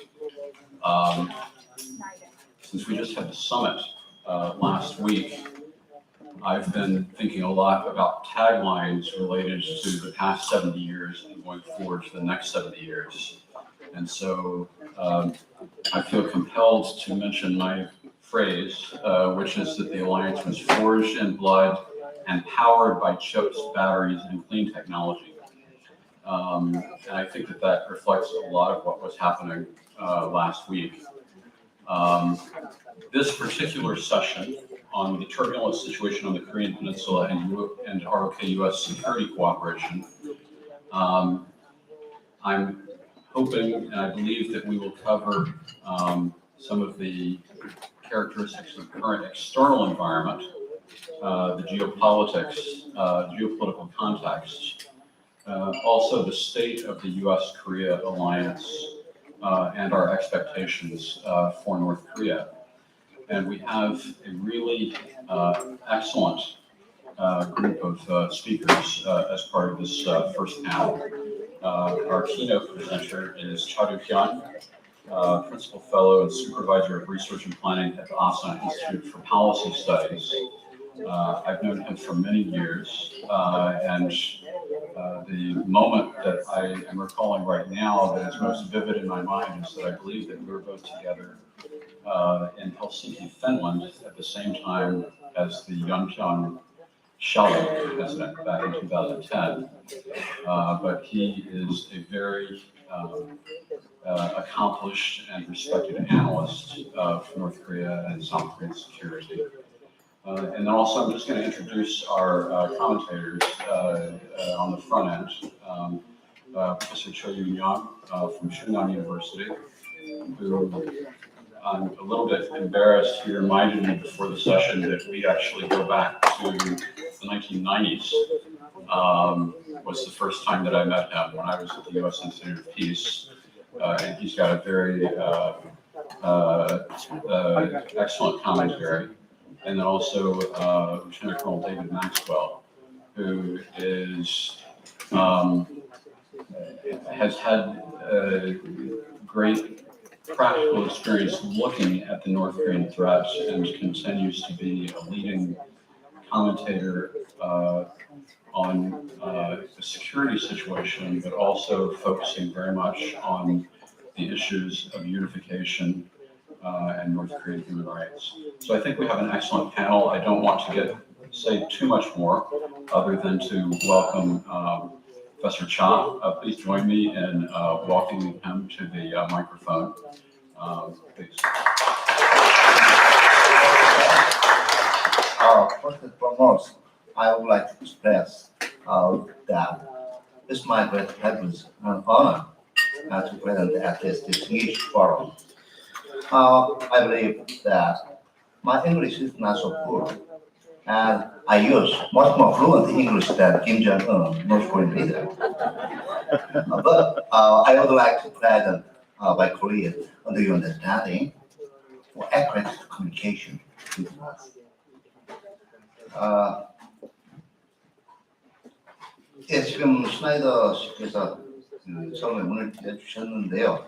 아마 제가 오늘 말씀드릴 거는 왜 그 70주년을 맞이하는 한미 동맹이 과거와는 좀 다른, 그리고 더 어떻게 보면 엄중해진 역할을 수행을 해야 되는지에 대한 일종의 그 환경 분석과 어떠한 방향을 통해서 한미 안보 협력을 더 굳건하게 해나갈 것인가에 관한 것입니다. 그 최근에 한반도 정세는 아마 미국에서 느끼고 있겠지만 세 가지 면에서 우리한테 함축성을 가지고 있다, 의미를 가지고 있다고 봅니다. 첫째는 그 스나이더 씨도 언급을 했지만 사실은 이 한반도를 둘러싼 주변국 네이버링 스테이트의 한반도에 대한 태도가 과거와는 사뭇 달라졌다는 건데요. 특히 미국과 중국 간의 스트래티지 컴페티션이 깊어지면서 사실 중국과 러시아가 과거와 같이 말로라도 한반도 비핵화를 지지한다든가 한반도 비핵화에 대해서 실질적인 역할을 할 가능성은 매우 줄어들었다는 겁니다. 이미 기조연설을 통해서 여러분들이 얘기하셨지만 금년은 한미동맹 70주년이 동시에 한반도에서 전쟁이 종결되지 않고 잠시 멈춘 지 70년이 되는 해입니다. 그것이 상징하는 것은 지난 70년간 한미동맹은 한반도를 방해하기 위한, 다시 말해서 한반도에서 전쟁을 다시 일어나는 걸 방지하기 위한 동맹으로서 역할을 해왔고 또 그것에 충실했지만 이제 앞으로 미래를 봐야 된다는 것이죠. 근데 미래로 나가는 데서 가장 급한 것 중에 하나가 북한 비핵화와 관련된 과제들이고 이 문제들을 미래의 임무와 어떻게 조화시킬 수 있냐. 특히 과거 어쨌든 어느 쪽으로라도 명목상으로라도 한반도 비핵화를 지지해왔고 한국의 대북 정책이나 통일 정책을 지원하겠다는 의사를 분명히 했던 중국과 러시아가 이제 노골적으로 새로운 장애 변수로 등장한 상황에서 한반도 상황을 어떻게 관리해야 되는지 한국과 미국이 좀 더 고민을 해봐야 될 필요성이 있다는 겁니다. 두 번째는 세계가 더 위험해졌고 그걸 한반도에 대해서 더 하다라는 것이죠. 우리가 흔히 20세기의 냉전 시대의 특징은 두 가지일 겁니다. 하나는 도미넌트 파워들 간의 전쟁이 일어난 적이 없고요. 그 전쟁이 일어나지 않게 했던 가장 큰 원인은 바로 핵무기의 시대라는 걸 겁니다. 주요 도미넌트 파워들 간의 전쟁이 일어나면 그것은 전 세계에 재앙이 될 수 있기 때문에 그동안의 컨벤셔널 위스덤은 핵무기는 가지지만 사용하지 않는 것이고 또 핵무기 사용을 위협하지도 않는 일종의 묵계가 도미넌트 파워들 간에 존재했습니다. 이 묵계는 작년에 러시아의 우크라이나 침공을 통해서 깨져버렸고요. 블라디미르 푸틴이 깔아준 레드 카펫을 지금 김정은이 그대로 따라밟고 있습니다. 작년에 북한이 최고인민회의를 통해서 뉴클리어 포스 액트라는 것을 다시 핵무력 정책법을 발의했는데요. 이것의 특징은 간단히 얘기하면 재래무기처럼 자신들이 원하면 언제든지 핵무기를 쓸 수 있는 방향으로 근거를 마련했다는 겁니다. 다시 말해서 한반도에서 과거에 비해서 훨씬 더 위험한 상황이 벌어질 그런 가능성은 증대를 했다는 거고요. 세 번째는 이 상황을 김정은이 최대한 활용하고 있다는 겁니다. 흔히 우리가 남북한 간의 대화가 본격화된 2000년대, 특히 2000년 남북정상회담 당시와 지금의 상황을 비교를 해보면 그 당시 남북정상회담에 임했던 건 지금 북한 지도자 김정은의 아버지였죠. 김정일이었습니다. 그런데 김정일과 김정은이 가지고 있는 근본적인 의식의 차이가 있습니다. 2000년에 남북 대화가 시작되고 남북한 간의 교류협력이라는 익스체인지와 코퍼레이션이라는 말이 시작되는 그 시점에서 북한이 가지고 있는 것은 한국에 대한 일종의 경계감 그리고 자격지심이었습니다. 예, 김정일은 여러 가지 문건에서 나타나지만 한국이 북한보다 이미 국력에서 뛰어나다는 사실을 좋건 싫든 받아들이고 있었고요. 그렇기 때문에 적당히 북한의 자존심을 지키는 선에서 한국으로부터의 경제적 이익을 취하고자 했던 것이 김정일의 인식이었습니다. 반면 그 아들은 완전히 틀린 인식을 가지고 있죠. 김정은은 근본적으로 사실상 핵 보유국이 된 북한이 한국에 비해서 훨씬 더 전략적으로 우월하다고 생각을 하고 있습니다. 그렇기 때문에 남북한 간에 설사 경제협력이 있다라고 하더라도 그 경제협력은 한국이 지원을 해주는 것이 아니라 북한이 당연히 받아야 돼. 일종의 대가라고 보는 거고요. 우월한 북한이 언제든 한국한테 요구할 수 있다는 의식을 가지고 있는 겁니다. 일부에서 한국 사회에서는 제가 이런 얘기를 하면 과장된 이야기라고 얘기를 하는데요. 지금 미국 사회에서 이미 레이지는 많이 읽어보셨을 겁니다. 바브 우드워드가 도널드 트럼프 전 대통령을 인터뷰했는데 그 레이지에 하면 김정은과 트럼프 간에 약 26건의 그 서한이 교환이 됐고요. 그 안에서 김정은이 했던 말들이 있습니다. 현재에도 물론이고 미래에도 한국 군대는 남한 군대죠. 남한 군대는 우리 군대, 인민군의 상대가 되지 못할 것이다라고 얘기를 하고 있었고요.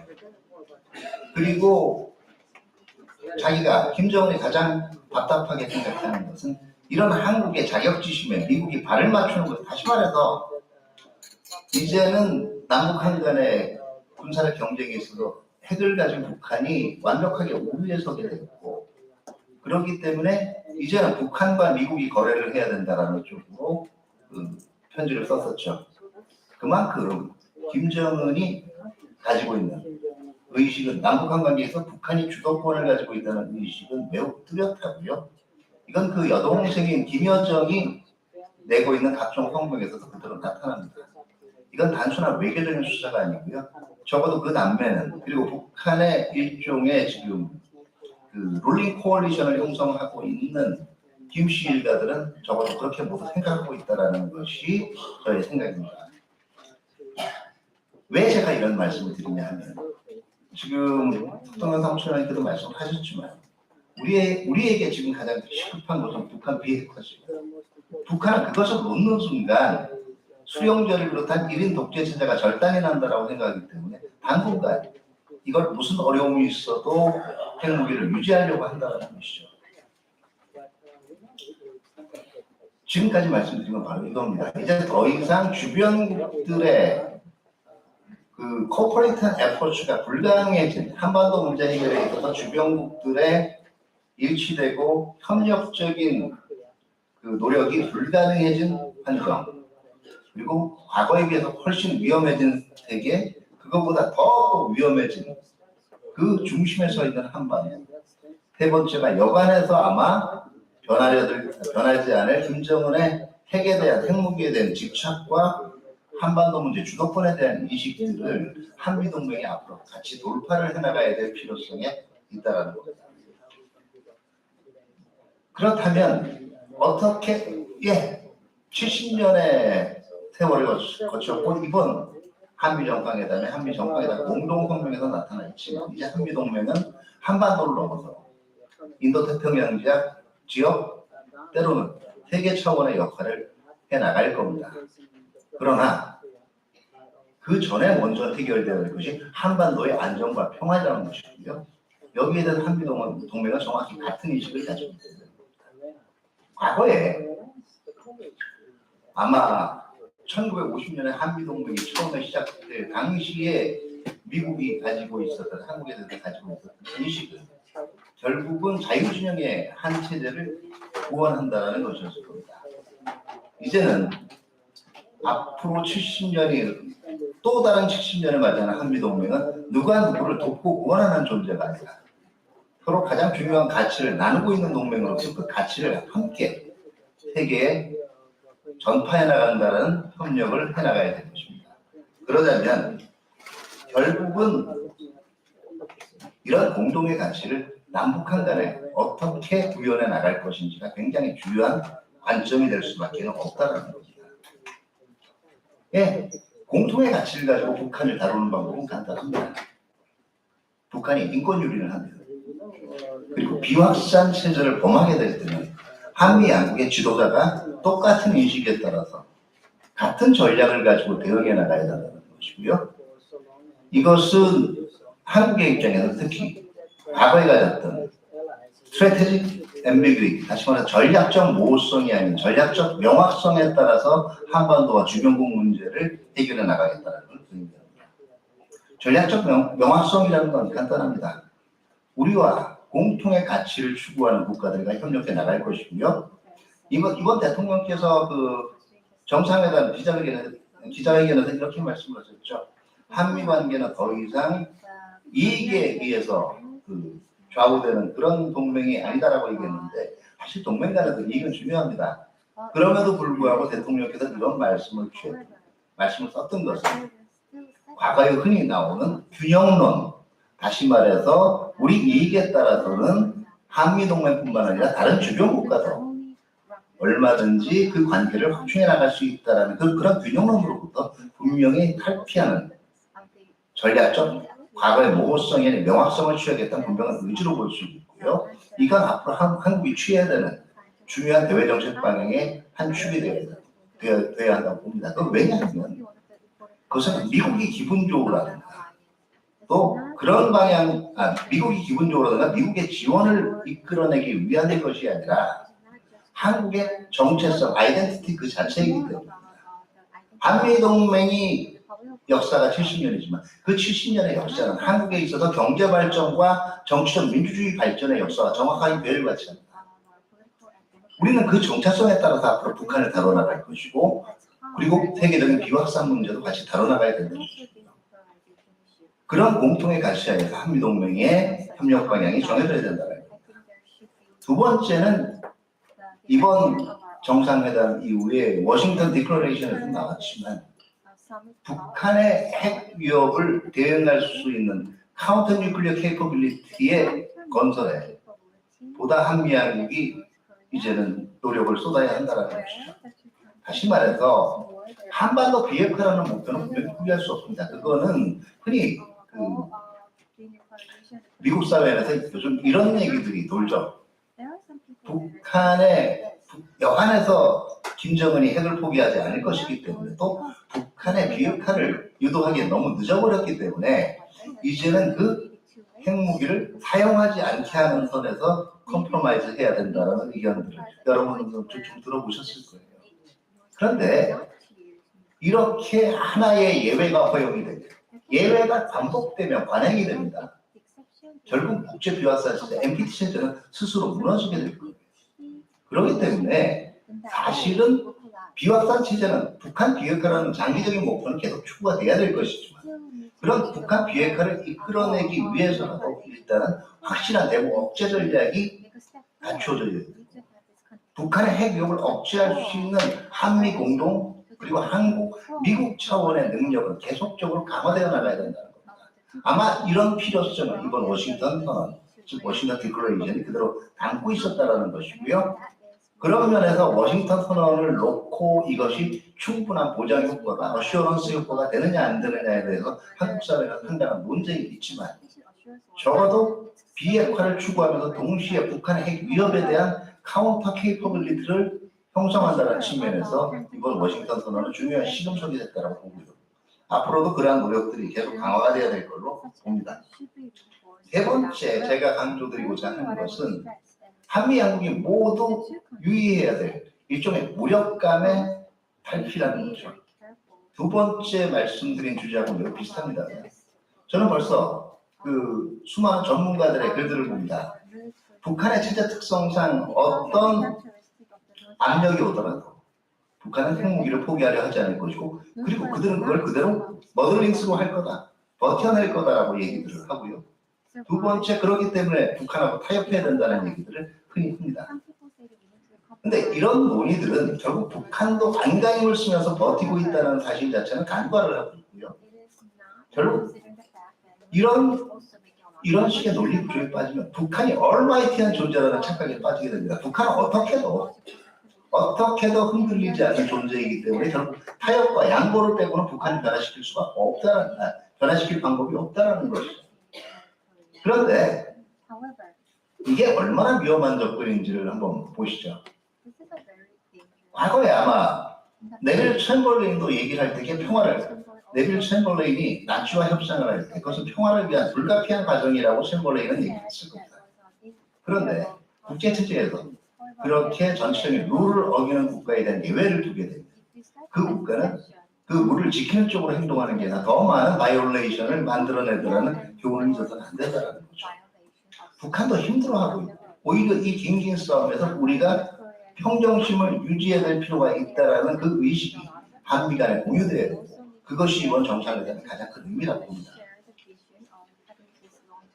네, 분명히 한미 양국은 북한에 대한 억제, 디터런스의 측면뿐만 아니라 미래 한반도 평화와 번영을 위한 비전도 같이 공유를 해야 된다고 봅니다. 그런 면에서 북한의 태도 변화가 있을 때 남북한이 공통으로 한미 양국이 공통으로 제시할 수 있는 리워드가 보상이 무엇인가에 대해서도 지금부터 머리를 맞대고 생각을 해볼 수가 있다는 거죠. 가령 경제 지원뿐만 아니라 북한이 흔히 얘기하는 체제 안전 보장. 그런데 사실 이것도 일부에서 개념들을 왜곡을 하고 있기 북한은 자기네들의 체제 안전을 보장해달라고 요구한 적이 없습니다.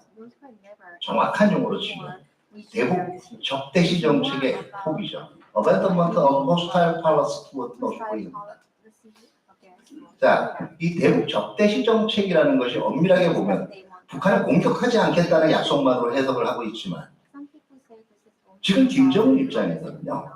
민주화되고 경제적으로 프로스페러스한 한국의 존재 자체가 위협이에요. 그리고 그렇기 때문에 끊임없이 요구해온 겁니다. 결국은 한미연합훈련을 중단하고 그리고 아마 그 조건을 들어주고 나면 과거에 히틀러가 했던 것처럼 점점 더 큰 요구를 할 겁니다. 그 다음에 주한미군의 규모에 대한 변화를 요구하게 될 것이고 그 다음은 동맹이 될 것이고요. 마지막에 김정은이 얘기하는 대북 적대시 정책의 포기는 민주주의와 시장경제라는 우리의 아이덴티티 자체에 대한 포기가 될 수도 있을 겁니다.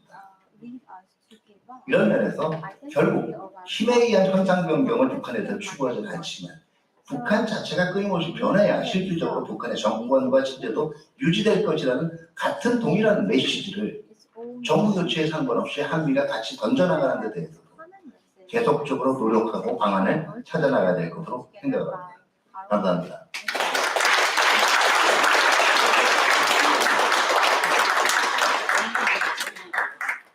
Well, Professor Cha gave an excellent and broad-ranging presentation, and there's no way that I can possibly summarize it. But I do want to point to a few takeaways that I heard that I think are significant. One was about the psychology of nuclear acquisition and the possible risks of North Korea's own miscalculation. The second one is related to the issue of a need for strategic clarity, and he tied that to identity based on common values. That also is related to the alliance. And then the third point that I think that he made is about the importance of the Washington Declaration as part of a counter-nuclear capability strategy that should be designed to contain North Korea. And then he had some very interesting things to say about future policy of North Korea that I'm sure we'll discuss more. But in order to do that, I want to turn the floor over first to Professor Cho for his comments.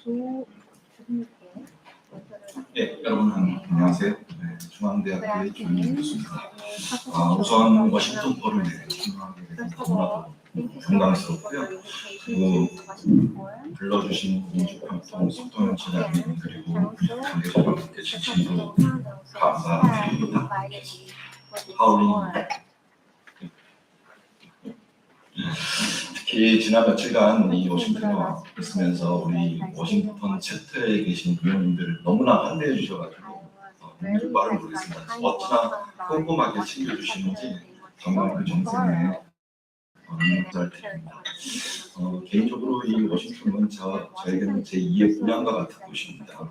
지금 90년대에 여기서 공부도 했고 그 당시에 이제 스카트하고 같이 커리어를 시작을 했고 그래서 그 당시에 이제 핵 문제가 막 이 워싱턴을 이제 휩쓸고 있던 시대였기 때문에 한미 관계 그리고 북핵 문제가 가장 핫한 이슈였습니다. 지난 30여 년이 지난 지금에서도 이 북핵 문제가 여전히 워싱턴의 주요 이슈가 된다는 것은 어떻게 보면 너무나도 회의스럽고 빨리 해결 못한 국제정책 공방처로서도 좀 더 반성해야 되지 않나 하는 생각도 해봅니다. 오늘 제가 할 역할은 사실 그 차지현 박사님 이 발제하신 거에 대한 저희가 토론인데요. 워낙 여러분도 잘 아시다시피 영국 너무 활발하시고 그리고 이 안보 문제 또 정책 사이드에서 워낙 지혜로운 해법을 내놓으시기 때문에 뭐 제가 그 틈을 파고들 방법이 별로 없습니다. 그리고 사실 저는 개인적으로 우리 차지원 박사님을 삼국지에 나오는 제갈공명에 비교해서 그 제갈두연 또는 뭐 차공명 뭐 이렇게 이름을 듣고 있는데 사실은 어느 이름이 더 나은지는 제가 좀 끝나고 나서 물어보도록 하겠습니다. 근데 사실 아마 워낙 지혜로우셔서 다른 얘기를 하실 것 같아요. 아마 나는 지금 중국보다는 미국이 더 좋기 때문에 중국 이름을 다 미국 이름을 지어달라고 얘기를 하실 것 같습니다. 여러분 어떠세요? 혹시 우리 차지원 박사님한테 좀 닉네임 있으면 한번 미국식으로 좀 지어주시면 좋을 것 같습니다. 오늘 제가 프로한테 있어가지고 평소 이제 사실 차지원 박사님하고 저하고는 뭐 생각도 비슷하고 소통도 많이 하고 그래서 기본적으로 의견이 상당히 일치하는 거예요. 특히 이제 북한 문제라든지 한미동맹 문제라든지 이런 부분에 있어서 의견을 같이 하고 있는데요. 다만 이제 오늘 토론을 위해서 제가 이제 차 박사님이 얘기 안 하신 부분 그리고 우리 대한민국 그리고 미국이 처해 있는 국제 정세의 흐름의 변화 이것을 어떻게 미국과 한국이 헤쳐나가고 있는지 이런 문제에 대해서 좀 먼저 얘기를 드리고요. 그리고 한반도 이슈 그리고 이제 북한 문제 그리고 마지막으로 이제 한미동맹이 나갈 길 이런 거에 대해서 좀 말씀을 드리도록 하겠습니다. 사실 지금의 국제 정세는 뭐 북한 문제라든지 이런 거는 예전에 좀 전에 말씀드렸다시피 거의 3, 40년 된 이슈이고 지금 더 심각해지는 이슈는 사실은 우리가 얼마 전까지 또한 그 코로나19 팬데믹 현상이라고 볼 수가 있습니다. 이 팬데믹 현상으로 인해서 실질적으로 그간의 미중 간에 있었던 경쟁의 이슈가 충돌로 가는 이슈로 이제 등장했다라고 이제 말씀을 드릴 수 있습니다. 즉 이 팬데믹 이슈가 기본적으로 감염병 보건에 관한 얘기지만은 실제로 이 국제 정치를 공부하는 저나 이제 학자들은 이 군사 문제보다도 심각한 신형 안보라는 이슈로 얘기하고 있습니다. 지금 영어로는 이제 emerging security라고 해서 군사 안보를 넘어서서 이 감염병 문제라든지 기후 온난화 이슈라든지 그리고 경제적인 공급망 이슈라든지 이런 것들이 앞으로는 군사적인 대치 문제보다도 더 국제 정치 한반도에 심각한 영향을 미칠지도 모른다라는 차원에서 우리가 너무나 군사적인 이슈 핵 문제에 집중하고 있지만 앞으로 다가올 위기에 있는 감염병과 같이 그리고 기후온난화 문제가 앞으로 도래할 중요한 문제가 아닌가 싶습니다. 이러한 기후온난화 문제, 감염병 문제, 경제안보, 공급망 이슈 이런 것들은 사실은 어떤 문제가 있냐면 군사 문제는 징후가 있습니다. 군사적 충돌이 일어날 가능성이 있다라고 얘기할 수가 있는데 이런 문제는 어느 날 갑자기 닥칩니다. 그리고 우리가 이 감기라고 생각했던 게 이제 팬데믹으로 오듯이 이슈들이 점점점 심각해지고 우리도 핸들할 수 없는 여러 가지가 문제가 있는 것이죠. 그렇기 때문에 국가들 간에 있어서의 협력을 통해서 이런 문제들을 해결을 해야 돼요.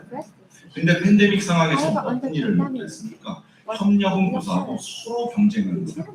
그리고 특히 미중 간에 서로 책임감을 적화하면서 서로 이제 심각하게 경쟁을 하게 됩니다. 그래서 경쟁의 시대에 있어가지고 미중이 이제 미던 어떤 상호 의존의 관계가 이 팬데믹 현상을 겪으면서 이제는 충돌까지 하게 되는 상황까지 온 거죠. 최근 제가 얼마 전까지 이제 일본에 서 있었는데 일본 사람들이 가장 관심 있게 동아시아 평화에 대해서 얘기를 하는 게 북한 위협이 아니라 이 중국의 대만 침공 이슈입니다. 언제가 침공할 것인가. 그것이 일본 사람들이 가장 많이 묻는 저한테 질문이었는데 그 이슈가 사실은 그런 거였어요. 만약에 중국이 대만을 침공하면은 이 미일 동맹이 여기에 관여를 해야 되는데 한미 동맹 너네는 어떡할 거니? 라는 해법을 저희들한테 묻는 거예요. 그래서 거기에 대한 인게이지먼트의 가능성을 우리에게 직접 물어보는 입장이었던 것입니다. 사실 우리는 북한을 마주하고 있고 남북한에 대치되는 상황 속에서 이 문제를 쉽게 얘기할 수는 없는 상황. 그리고 우리가 중국에 있어서의 위협적인 경험을 여러 번 했기 때문에 쉽게 관여할 수 없고 또 지금에 있어가지고도 중국이 아주 한미동맹에 대해서 예민하게 반응을 하는 상황 속에서 이 한미동맹을 어떻게 펼쳐나가야 될지 이런 것들이 이제 가장 궁금하다고 말씀을 드릴 수가 있습니다. 뿐만 아니라 이제 이 우크라이나 전쟁이죠. 기본적으로 이 팬데믹 이전에는 러시아의 우크라이나 침공이 가능할까? 아니다라는 사람들이 많습니다. 러시아 전문가들 얘기를 보면 그럴 일 없어 라고 얘기했지만 이 팬데믹이 진행되고 나서 실제로 러시아가 우크라이나를 침공했죠. 뿐만 아니라 곧 전쟁이 끝날 거라는 예상을 했지만 아직까지도 전쟁이 진행되고 있습니다. 이런 상황 속에서 이제 푸틴을 보게 되면 기본적으로 세계 질서라는 게 국제 체제라는 게 미중 간의 두 개의 축으로 움직이는 상황이 진행이 되고 과거에는 이제 냉전 시대에는 미중 간에 있었어요. 축인데 지금은 이제 미중 간에 축을 돌리고 있는데 러시아가 뛰어들면서 삼각구도 가져가려고 하는 그런 시대가 이제 되고 결국 좀 복잡해지는 시기를 겪는 거고 더군다나 이제 유럽이 뛰어들면서 점점점 상황이 악화되고 있는 것 같습니다. 결국은 이러한 위기들, 그러니까 냉전적 어떤 그 관계 대립, 강대국 간의 대립, 그리고 신흥 안보의 이슈 같은 이슈들이 부상하면서 이러한 위협들이 기본적으로 우리가 흔히 얘기하는 박사님들이 얘기하는데 복합적 위협, 복합적 위기, 전통적 이슈뿐만 아니라 신흥 안보 이슈들 그리고 이 중로 쪽 강대국들에 있어서의 경쟁, 충돌 이런 가능성을 보면서 앞으로의 세계는 어떻게 흘러갈 것이냐 하는 거에 대해서 많은 학자들과 전문가들이 관심을 갖고 있지만 제가 죄송하게도 얘기해야 되는 건 불확실하다. 그래서 예측하기가 어렵다. 불예측성. 그리고 그러니 어떻다? 불안정하다. 라는 얘기가 성불이라고 이제 저는 얘기를 하는데 결국은 이 복합적 위기 상황이 굉장히 예측이 불가한 불안정 상황이라고 이제 말씀을 드릴 수가 있습니다. 결국은 이러한 그 상황을 이제 상당히 이제 어떻게 보면은 국제정치를 연구하는 학자들은 기본적으로 과거의 전통적 상황에서는 예측 가능한 세계를 얘기하고 어떻게 하면 평화를 쉽게 만들 수 있고 전쟁의 가능성을 줄일 수 있냐는 것이 가장 큰 관심사인데 이러한 그 예측이 힘들다는 건 무엇보다도 급변하는 갑자기 나타나는 변수들에 의해서 너무나도 세계적인 평화가 흔들리고 있다는 게 지금의 이 국제 질서, 국제 체제가 아닌가 싶습니다. 더군다나 이제 우리가 얘기하는 복합적 위협 속에서 한반도를 더욱 불안하게 하는 그리고 차 박사님 얘기하신 북한 핵 위협 이 이슈가 하나 더 한반도에 더 뛰어들게 됩니다. 그럼으로 인해서 사실은 우리를 더욱더 공정스럽게 만드는 거죠. 30년간 지겹게 괴롭혀온 북한 핵 문제 해결하려고 노력했지만 오히려 더 악화되고 지금은 북한은 잠재적인 핵무장국가 더군다나 핵 위협이 이제는 가시화되는 상황이라고 말씀을 드릴 수 있습니다. 이러한 상황에 어떻게 보면 미국과 중국이 이러한 핵 위협에 대해 조금 더 긍정적으로 해석하고 문제를 해결해 나가야 되는데 기본적으로 각각의 이제 입장이 차이가 있습니다. 미국은 한미 동맹 이슈를 어떻게 보면 특히 억제를 하기 위한 측면보다는 미중 충돌이 점점 어려워지는 상황 속에서 중국 억지를 하기 위한 역할 이런 거에 좀 더 집중하게 되는 거죠. 뿐만 아니라 이제 특히 핵 문제도 어떻게 보면 NPT 이슈를 지키면서 핵 문제를 해결해 나가려고 하는 그런 측면도 있는 거죠. 그리고 중국은 또한 이제 한미 동맹을 북한 억지뿐만 아니라 이제 와서는 기본적으로 자기네들 중국을 억제하려고 하는 그런 차원으로 이해하고 있습니다. 그러다 보니까 점점점 우리에게 위협적인 정서를 한미 동맹이 바꿔줄수록 하게 되는 것이죠. 과거 이제 사드 배치 이슈 가지고 한동안 이제 한국의 안보와 경제가 엄청 흔들린 적이 있습니다. 여러분들 그때를 기억해 보시면 결국은 이 한미 동맹 이슈, 사드 배치를 어떻게 보면 글로벌한 이슈, 중국을 억제하기 위한 이슈라고 생각을 했기 때문에 그들에게는 매우 위협적이었다라고 말씀을 드릴 수가 있습니다. 그래서 이러한 중국 또한 동아시아에서 넘어서 이제 세계로 가려고 하는 1대1로라든지 반접근 지역 거부 이런 얘기를 하는데 이제 결국은 이제 중국이 결국은 이 한반도뿐만 아니라 이 태평양 안에서 머물지 않고 좀 더 이제 뻗어 나가려고 하는 그런 측면이 있다는 것을 말씀을 드릴 수 있고요. 결국은 이러한 이 한반도에서 이슈는 미중러 구도에서 한반도에서는 결국은 이제 이 북중러, 한미 이런 삼각 체제를 이제 대립 구도를 이제 만들어내는 더욱더 이제 어떻게 보면 과거의 냉전 구도하고 유사해지는 구도라고 이제 볼 수가 있습니다. 무엇보다 이러한 이 위협에 있어서 북한의 핵 위협 그리고 고도화, 핵무력 완성 이것이 이 동아시아 평화, 한반도 평화뿐만 아니라 동아시아 문제를 좀 더 악화시키고 있다라고 볼 수가 있는 것이고 제가 이제 자료에 좀 더 핵무력 완성이 어떻게 와 있느냐라는 걸 투표로 이제 적어놨습니다만은 저는 이제 주로 이제 개념적인 얘기만 좀 드리려고 합니다. 그래서 그러한 이 북한의 핵무력의 고도화 상황 속에서 지금은 이제 우리가 항상 얘기하는 게 북한의 7차 핵실험 문제는 언제 할 것이냐 이것이 한동안 이제 가장 전문가들 사이에 이제 초점이었는데 전문가들이 곧 할 거다라고 생각했고 저는 조금 다른 생각이 그때 있었고요. 제 의견은 곧 할 거다라는 그 의견을 제시하는 분들은 주로 이제 기술적인 면에서 저위력 핵무기 실험을 위해서 꼭 해야 되기 때문에 곧 할 거다라고 얘기했지만 저는 북한이 노리는 변수는 두 가지가 맞아야 이 핵실험을 한다고 생각합니다. 기술적인 측면도 있지만 정치적인 측면이 굉장히 중요하죠. 즉 정치적으로 미국과 한국을 놀래킬 수 있는 깜짝 놀랄 수 있는 타이밍에 대처 능력을 약화시킬 수 있는 상황에 저는 핵실험을 한다고 보고 있거든요. 그래서 이 두 상황이 맞아떨어지는 시점이 아마도 핵실험이 가능한 시기가인가 시작을 하고요.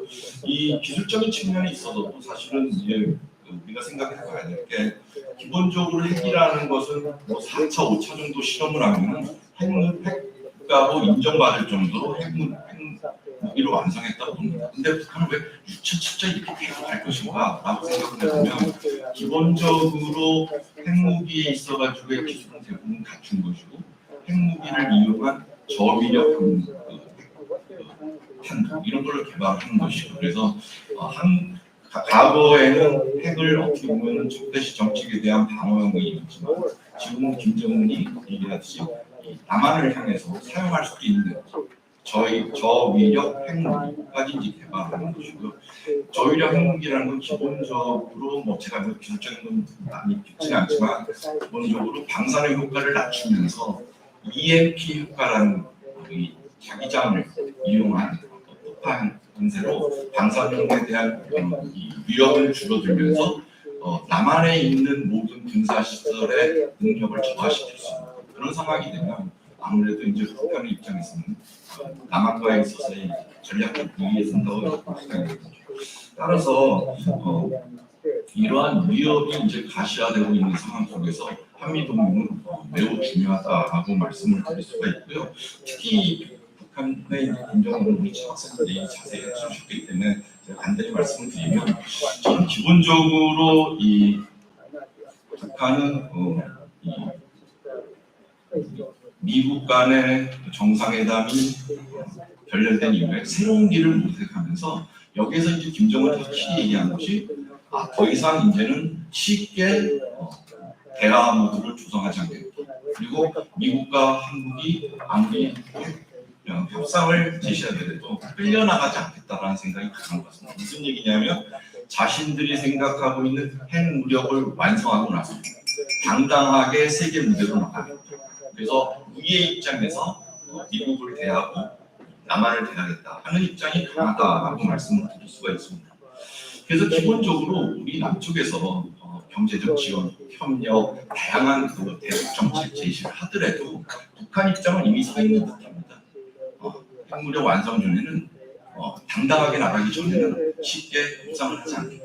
그래서 흔히들 우리가 뭐 남한의 지금 이번 윤석열의 대북 정책이 소극적이지 않냐, 너무 강경 정책이 아니냐라고 하지만 기본적으로 스탠스는 북한이 강경하게 나오고 핵무력 완성에 초점을 두고 있고 그리고 나서 기본적으로 그런 우리의 선언 다음에 이 남쪽을 다루겠다 또는 미국을 다루겠다 하는 생각이 크기 때문에 어지간한 이 유한무도 제스처에도 쉽게 반응을 하지 않을 것 같다라고 얘기를 드릴 수가 있습니다. 그래서 이러한 그 복합 위기 북핵 문제 때문에 이 한미동맹은 그 어느 때보다 중요하다라고 얘기를 할 수가 있는 거고요. 이번에 이제 동맹 70주년 그리고 한미 정상회담 이것은 굉장히 저는 시의적절했다고 판단합니다. 그 어느 때보다도 라이트 타이밍에 한미 정상회담을 했다라고 볼 수가 있는 것이고요. 그리고 이제 그 단순히 이제 군사적인 문제에서만 얘기한 것이 아니라 동맹이 오래 지속될 수 있는 가장 중요한 제가 생각하는 코너스톤은 이 가치를 같이 공유하는 동맹입니다. 그래서 다시 한번 이 자유민주주의에 대한 가치, 그래서 윤석열 대통령께서 자유를 계속 얘기를 하시는데 이 자유에 대한 가치를 서로 공유하면서 이거를 이 세계 정치에서 함께 나가자고 하는 그것이 제가 생각하기에는 한미동맹을 국권하는 데 가장 중요한 것이라고 생각을 하고요. 그 외에 기술 동맹이나 경제 안보 이러한 이슈들도 함께 한미동맹을 위해서 굉장히 필요한 것이라고 볼 수가 있습니다. 그래서 이제 굳이 이제 이러한 동맹 속에서 북한 핵무기에 대한 어떤 핵 대 핵이라는 이 이슈 사실은 그전에는 굉장히 억제에만 중점을 뒀는데 핵무기에 대한 대응을 쓴다는 것도 이것도 나름대로 의미를 부여할 수 있는 것이고요. 뿐만 아니라 이제 그 핵에 대한 협의체 문제라든지 그리고 핵 잠수함의 정기적인 배치 이것은 저는 말로만 선언적인 얘기라는 것뿐만 아니라 기본적으로 실질적인 배치를 얘기했다는 점에서 행동으로 옮기겠다는 뜻이기 때문에 사실 좋은 계기를 마련했다라고 보는 것입니다. 따라서 이번 계기를 통해서 동맹의 제도화가 좀 더 심화되고 그리고 앞으로 어떤 정부가 오더라도 강력한 동맹이 좀 더 시스템화 돼가지고 제도화돼서 한미동맹이 하나의 그 제도로 장착할 수 있는 추석이 되기를 저는 진심으로 바랍니다. 마지막으로 제가 한두 가지만 더 얘기를 해도 되는지 모르겠지만 1 minute.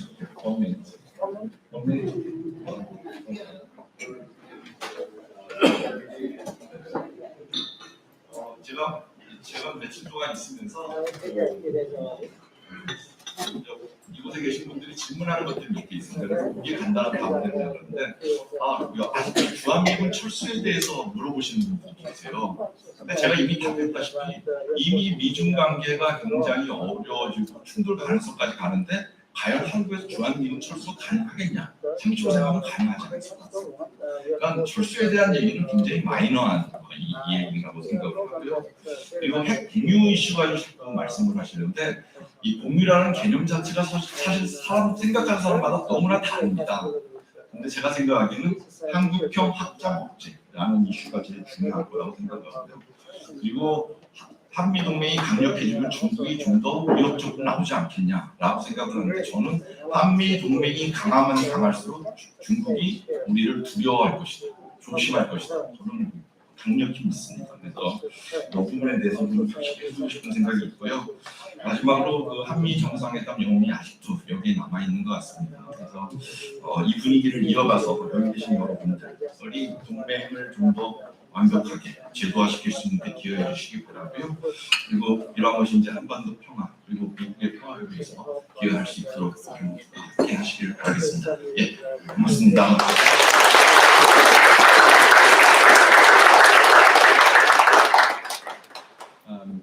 Thank you, Professor Cho. The big question I think that comes out of his remarks is how can we prevent North Korea from taking advantage of the fractured geopolitical environment? And maybe we'll return to that. Before we do, I want to invite David Maxwell for his presentation. Thank you, Scott, and thank you to the Peaceful Unification Advisory Council for inviting me and having me here. It's always great to be here with you because I truly believe in your mission. I'm here on behalf of the Center for Asia Pacific Strategy, a new think tank nonpartisan think tank, which focuses on alliances throughout the Asia Pacific region. And I've served in many of those alliances in Japan, in the Philippines, and 5 times in Korea. Of course, I'm fortunate to be the alliance in Korea, our alliance there. And so let me introduce my president, Kim Yu, who is president of the Center for Asian Pacific Strategy. So I'm here on her behalf. It is also great that we're here in the National Press Club because today is World Press Freedom Day. And it is fitting because the place with the least amount of press freedom is North Korea. So for all the journalists here, I commend the work that you do. As President Biden said, you are not the enemy. You are critical to democracy and freedom. And I hope that someday all of you can report from North Korea freely and in safety. And I'd like to, it's difficult to follow Professor Cho, because, and I am honored to associate myself with one of their remarks. But Professor Cho talked about strategic clarity. And so I'd like to start out with the strategic clarity we received last week from President Yoon and President Biden. 26 words in the joint statement provide absolute strategic clarity. And let me just quote those words. The two presidents are committed to build a better future for all Korean people and support a unified Korean peninsula that is free and at peace. There's no better strategic clarity than that. Of course, no disrespect for the press here, no one has reported on those words. Everything is about the Washington Declaration. It turns, here's the strategic clarity, guidance for the future. And it is, of course, your mission as the Peaceful Unification Advisory Council to achieve that. So those 26 words provide the strategic aim for the alliance until we achieve a free and unified Korea. They describe what we call the acceptable, durable political arrangement that was actually identified in the armistice agreement, paragraph 16. The Korean question. The military commanders in 1953 knew that the military could not solve the problem of the Korean Peninsula. It takes a political solution and an answer, a solution to the Korean question. And the Korean question is the unnatural division of the Korean Peninsula. So to solve the Korean question, solve the Korean problem, there must be unification. Unification will serve, protect, and advance the interests of South Korea and the United States of the alliance. And most importantly, it will serve the betterment of some nearly 80 million Korean people on the peninsula. They describe the end for which we should work and the ways and means to achieve that end. And these relatively few words provide guidance to the alliance, they offer hope to the Korean people, and they provide a solution to both the nuclear threat and the human rights abuses that are taking place in North Korea. And of course, they set the stage for a united Republic of Korea. You are okay, or you rock.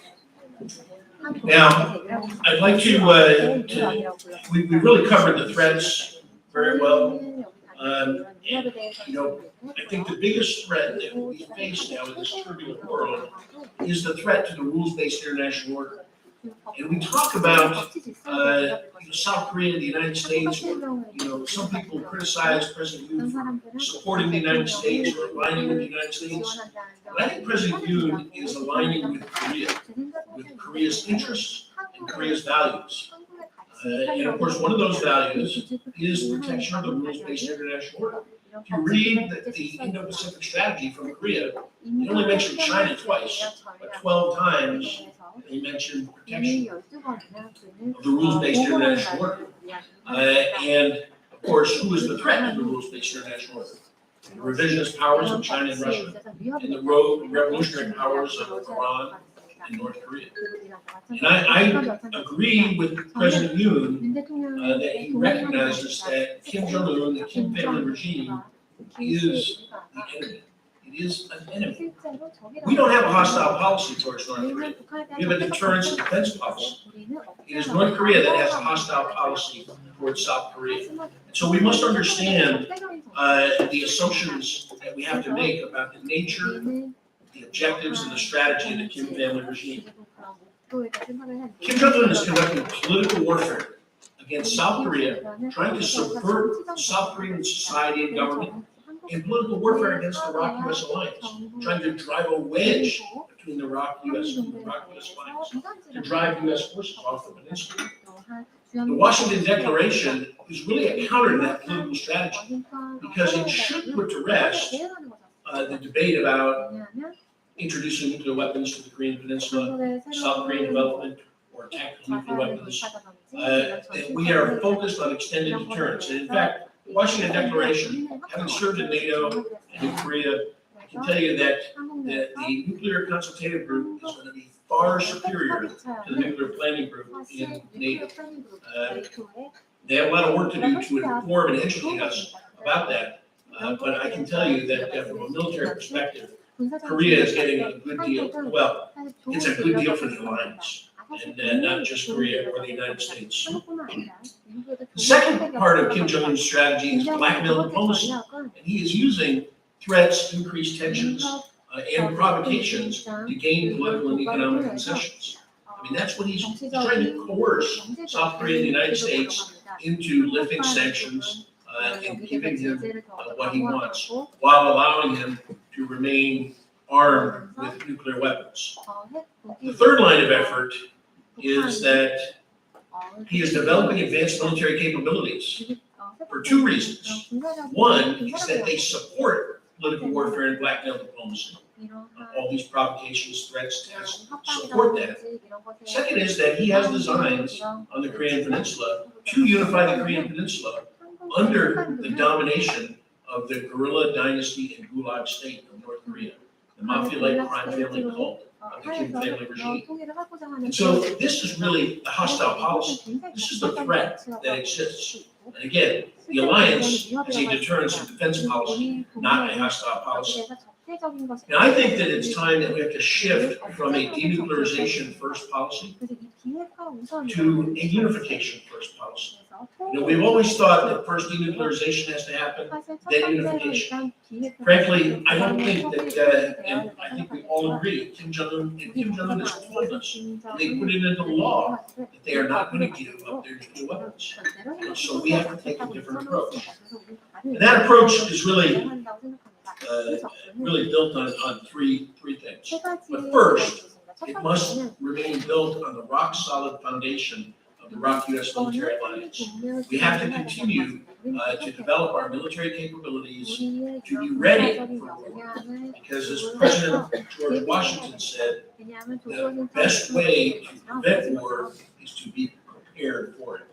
And so the ROK-US military must continue to do what they've done for the last year, and that's reinvigorate training and readiness in order to be ready to fight tonight, to defeat the North Korean People's Army, and then to support the process of unification after a war. But the new strategy really has to be our own political warfare strategy. It must be built upon three things. One is a human rights upfront approach.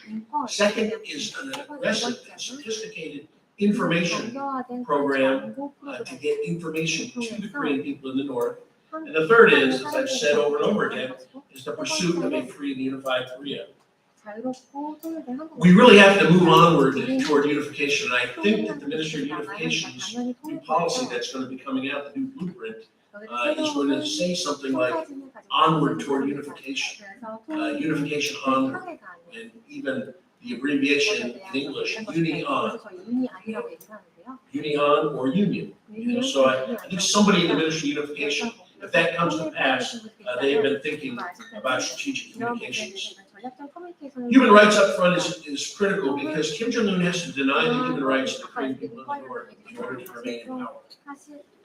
And while we talk about nuclear weapons and missiles, every time we do, we legitimize the Kim family regime. But when we talk about human rights, it undermines the legitimacy of the Kim family regime. So every time that we talk about nuclear weapons, we must also talk about the reason that the Korean people in the North are suffering is because of Kim Jong-un's deliberate decision to prioritize nuclear weapons over the welfare of the people. And President Yoon, President Biden, our ministers of defense all said that if Kim Jong-un uses nuclear weapons, he will cease to exist. They also need to talk about human rights in that context. We need to have an information and influence campaign, which really is designed, that is really the pressure campaign, designed for the elite to understand that the only way they're going to survive is if Kim Jong-un changes the behavior. We want the second-tier leadership to know that if they don't attack South Korea, they'll have a place in a unified Korea. And of course, we want to prepare the Korean people in the north for eventual unification, to understand the process, to understand how their lives are going to improve when unification happens. They're going to own land, participate in the political process, and have real freedoms, which they don't really understand. And so any information program needs to be overt. It needs to include massive amounts of information, everything from news to entertainment, and it was focused on practical knowledge for the Korean people in the north, so that they have information about markets, how to improve agriculture, and how to conduct collective action to seek their own change.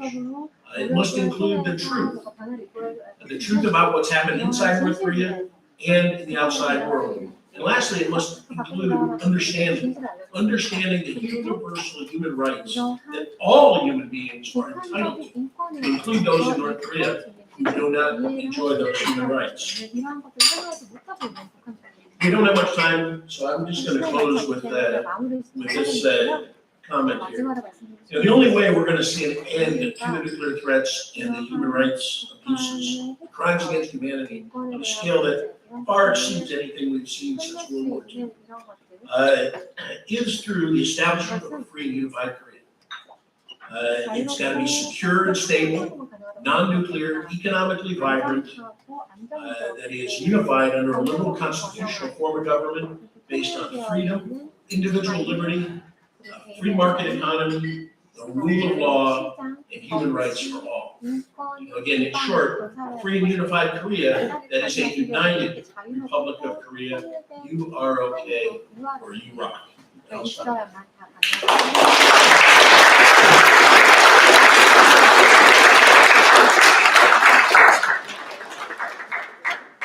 I want to thank all three of our panelists for excellent presentations. And what I really appreciate about this panel is that we have good analysts who are very much focused on strategy and how to marry strategy with policy. And I think all of these presentations show that. I normally don't like to ask like the question of the day, but after hearing that presentation, I do have one critical question that I want to ask all of the panelists to respond to, because David suggested that the South Korean media may not have been paying attention to the joint statement, but my impression is that the North Koreans very much paid attention to that statement, and it was reflected in Kim Yo-jong's response to the statement, in which she pretty much dismissed President Yoon, and she called President Biden a dotard. And the last time that North Koreans called somebody a dotard, it was President Trump in 2017. So you know that they're paying attention. But here's the paradox that I'm interested in hearing you all comment on. North Korea's response from Kim Yo-jong suggests to me that they paid attention to what the two presidents said, and that they thought that what the two presidents said was credible. But when I looked at the South Korean media response to the Washington Declaration, I got the impression that there were a lot of critiques related to the question of whether the Washington Declaration and whether the U.S. really is credible. And so my question is, why is it that the results of the U.S.-Korea-Biden meeting was one that the North Koreans treated as a credible gesture, and in South Korea it was somehow not credible? So that's what I'm curious about. Thank you. Who wants to go first? Go ahead. 그 우리가 믿는다라고 얘기할 때 일반적으로 영어에서 이 크레딧 또는 트러스트라는 말을 쓰겠죠. 근데 아마 제가 볼 때는 한국에서 워싱턴 선언에 대해서 다른 의견이 나온 것은 신뢰의 문제라기보다는 불안의 문제예요. 쉽게 얘기하면 미국은 우리의 동맹국으로서 확실한 어슈어런스를 주지만 북한이 그래도 합리적으로 생각하지 않고 정말 그 자기 자신도 파멸될 거면서 행동을 한다면 북한에 대한 불신에 가까울 겁니다. 그러니까 이 한미가 생각하기에는 워싱턴 선언에 대한 조치가 한미 양국의 차원에서는 내셔널 하지만 북한은 항상 내셔널하게 행동하는 존재가 아니었기 때문에 사실 북한에 대한 불신이 불안으로 나타나는 거예요. 네, 김여정의 발언의 문제는 이번에는 상당 부분 또 다른 면에서 북한의 입장은 신뢰라기보다는 불신의 강화겠죠. 한국과 미국이 그렇게 하기로 실질적으로 믿는다라는 것보다는 옛날부터 북한은 한미는 무슨 일만 있으면 북한을 공격하려고 생각을 한다라는 쪽에 의식부터를 가지고 있었기 때문에 그게 워싱턴 선언에 대해서는 글쎄요 그걸 믿는다라고 얘기할 수 있을지 모르겠는데 기존의 불신의 연장선상에서 지금 해석을 한다고 볼 수가 있을 거예요. 예.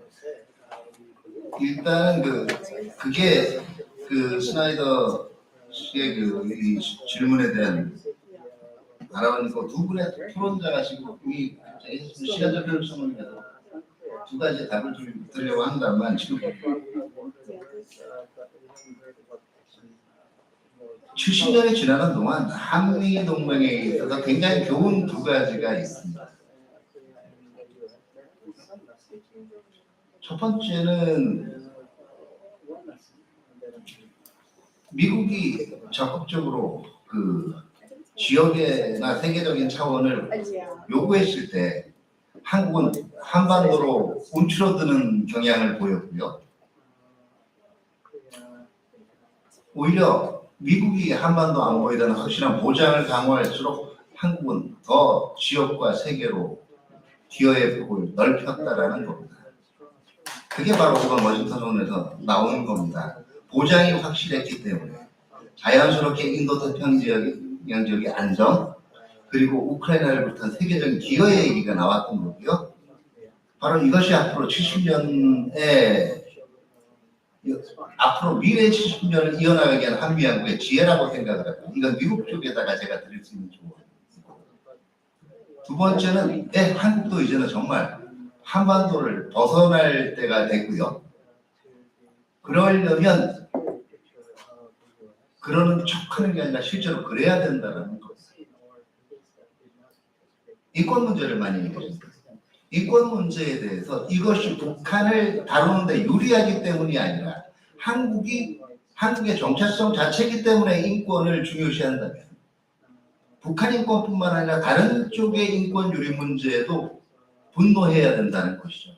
저는 그런 면에서 이번 방미 기간 중에 영부인께서 원비어 씨의 가족을 만난 것 자체는 굉장히 상징적인 의미가 있다고 봅니다. 북한 인권 문제에서 북한 주민들의 인권뿐만 아니라 북한에 의해서 유린당했던 다른 사람들의 인권 문제를 우리의 일처럼 아파하고 공감해 준다는 것. 그게 아마 한국이 인권 문제에 대해서 앞으로 가져야 될 과제일 겁니다. 북한 주민들의 인권 유린에 대해서 분노하고 비판한다면 로힝야의 인권 유린에 대해서 비판받아야 되고 중국의 신장 위구르의 문제에 대해서 분노해야 될 것이며 동시에 북한 내에서 인권 유린을 당했던 미국인의 문제에 대해서도 동맹국으로 같은 공감대로 확장해 나가는 그것이 앞뒤가 똑같은 인권 문제의 자세라고 생각을 하고요. 바로 이런 면에서 접근을 하면 북한의 비핵화 문제도 단순한 한국 안보에 위협이 되는 것뿐만 아니라 국제 질서상에서 비확산의 NPT 체제의 위협이라는 측면에서 이 문제를 접근을 해야 할 것이고요. 또한 북한이 위협이라는 것은 우리에 대한 직접적인 위협뿐만 아니라 인도 태평양 지역의 최대 불안 요소로서 북한을 관리하는 그런 시각의 확장 문제가 필요할 거고, 저는 이번 정상회담과 워싱턴 선언이 그 가능성을 보여줬다고 생각을 합니다. Please make your comments very short, because I do want to try to get at least one question. Is that okay?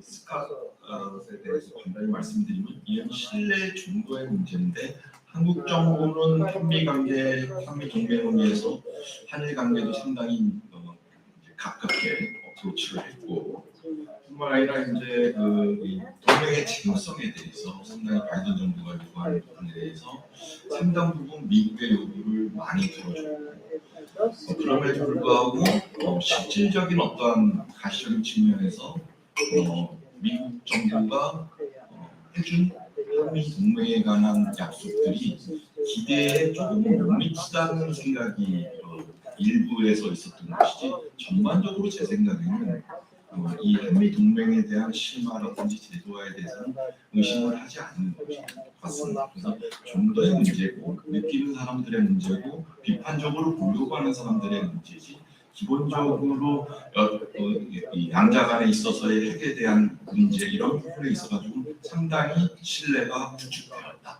앞으로의 이를 계기로 동맹 제도화를 어떻게 하느냐의 여부가 신뢰를 어떻게 만들어 가느냐의 여부가 중요할 것 같습니다. 간단히 하겠습니다. Just a couple points. First of all, you cannot prove, we will never be able to prove our commitment to extended deterrence unless Kim Jong-un miscalculates and launches a weapon. And then we will prove our commitment. So we only have our word. We only have 28,500 American soldiers, sailors, airmen, and Marines on the ground in Korea as well. And I think that part of this problem is complacency. 70 years we have been successful in deterring a resumption of hostilities. We have been successful in deterring the Kim family regime from attacking South Korea and from using nuclear weapons since 2006. So deterrence works. Deterrence is successful. But because we have this long relationship, I think a lot of people take it for granted that we are on the ground, and they don't think about the commitment we are making with the blood of American soldiers, as we did in 1950, committed to the defense of South Korea. We put our soldiers, sailors, airmen, and Marines, and families there. And so we are committed to the defense. Everyone should keep that in mind. Now, human rights, just let me, I can't emphasize this enough. We cannot sacrifice human rights for the hope that it will somehow appease Kim Jong-un, and that he will negotiate in good faith. Human rights is a moral imperative and a national security issue. We can never back down from human rights. And I fully support President Yoon, the First Lady from Korea, who met with escapees from North Korea, the appointment of Lee Shin-hwa as the Human Rights Ambassador, and all that South Korea is doing for human rights up front. And the United States needs to support that. And I do think that we support human rights around the world. And we can do better, and we should force our government to do better. But nowhere is more egregious than in North Korea. And so we should never back down from focusing on human rights. I'll stop.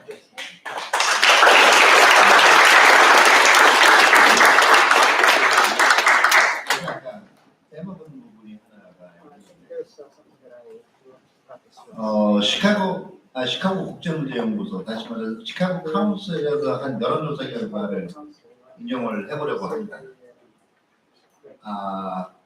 그리고 한국 내 여론조사 결과도 인용을 해보려고 합니다.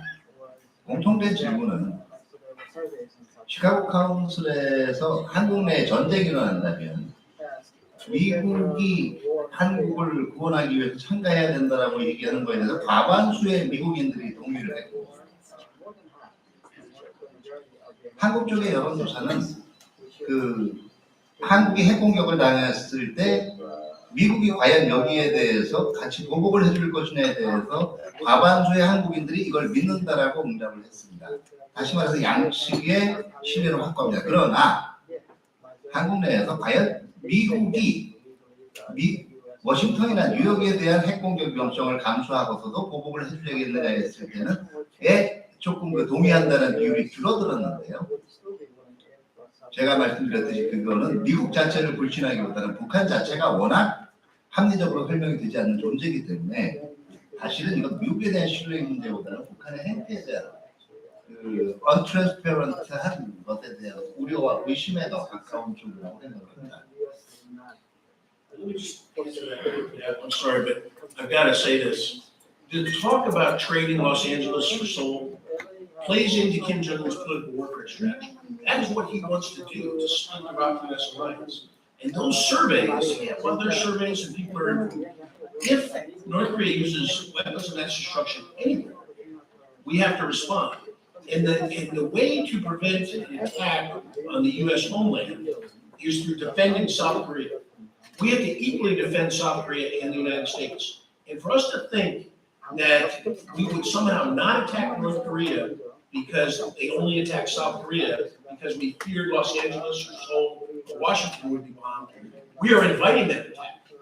You know, so we need to execute our defense plans and retaliate or respond to North Korea's attack correctly as the best way to defend the United States. So please, those who argue about trading Seoul for Los Angeles, you are playing into Kim Jong-un's political warfare strategy.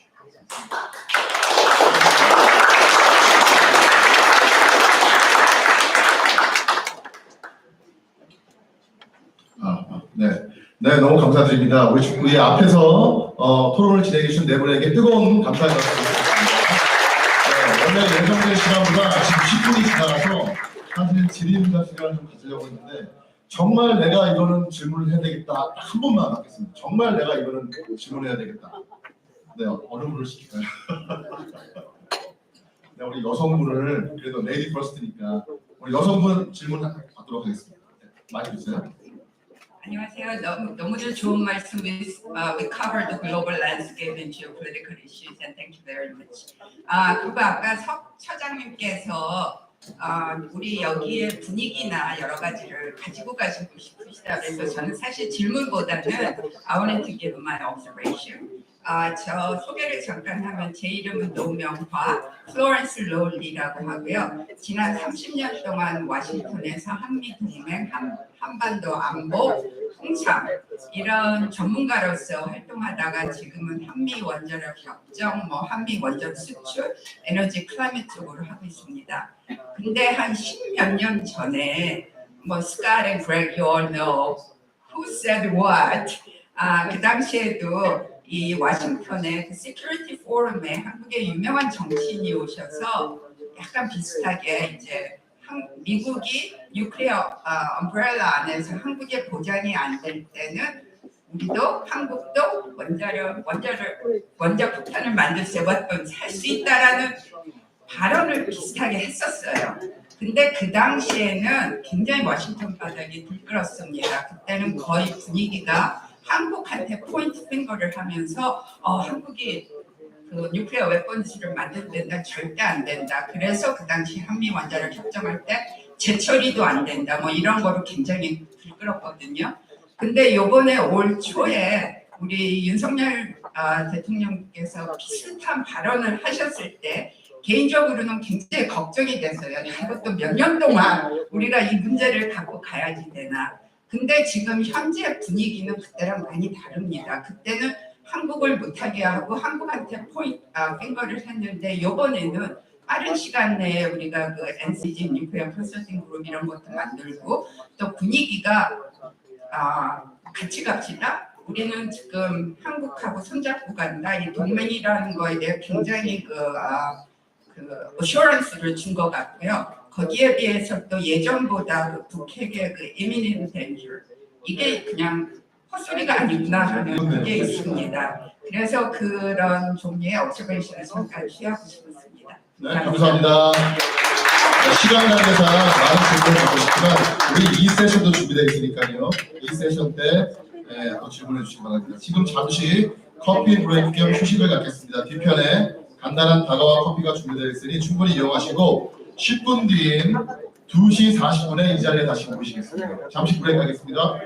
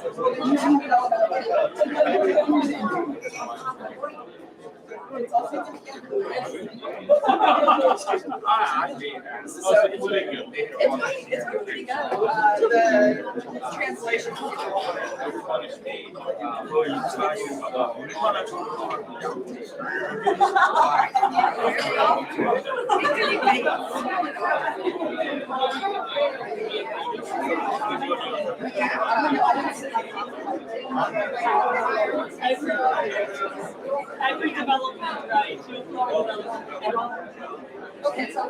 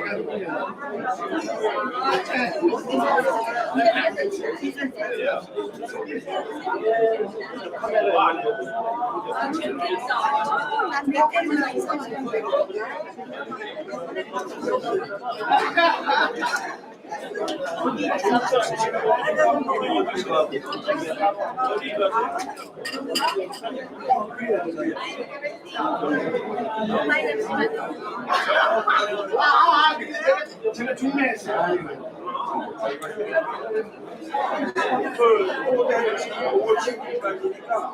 세네 가지 될 거예요.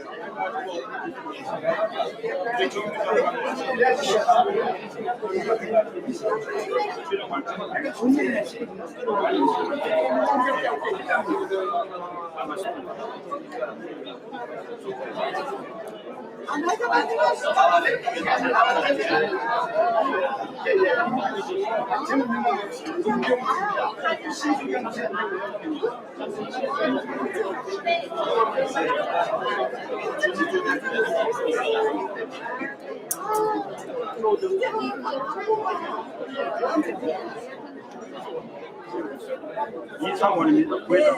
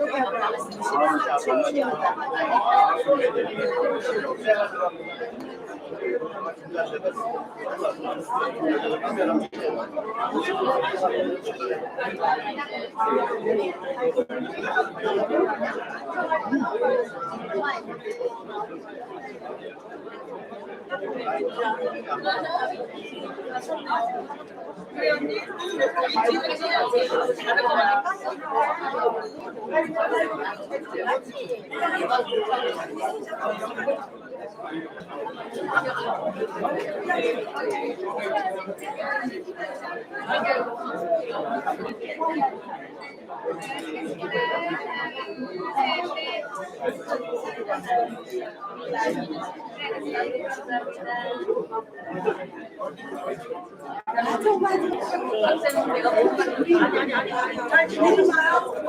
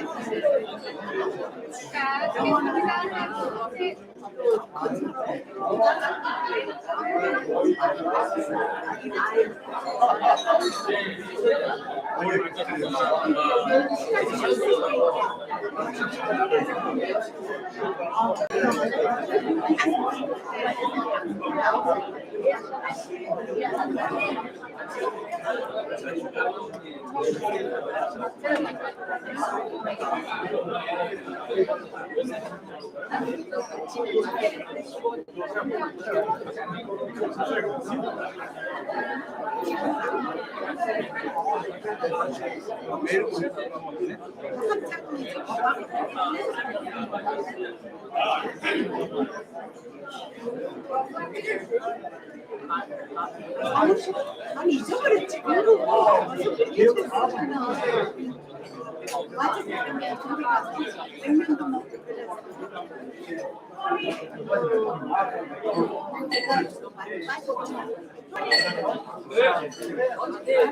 일을 많이 하지. 그냥 세개 해주고 공장부터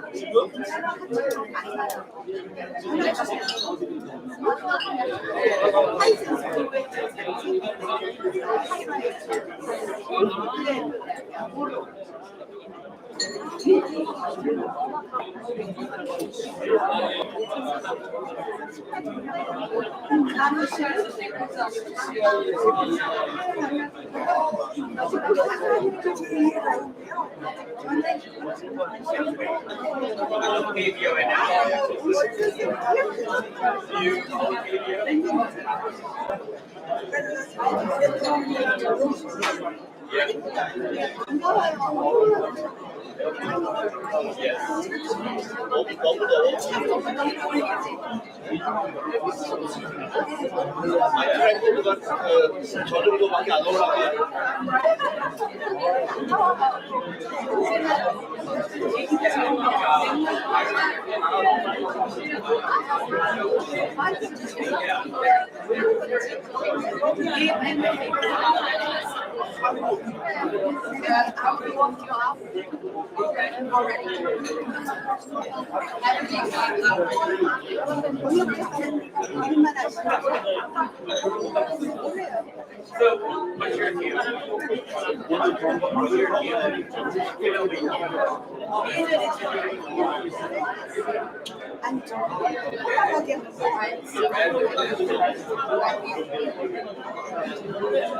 지금도 그분이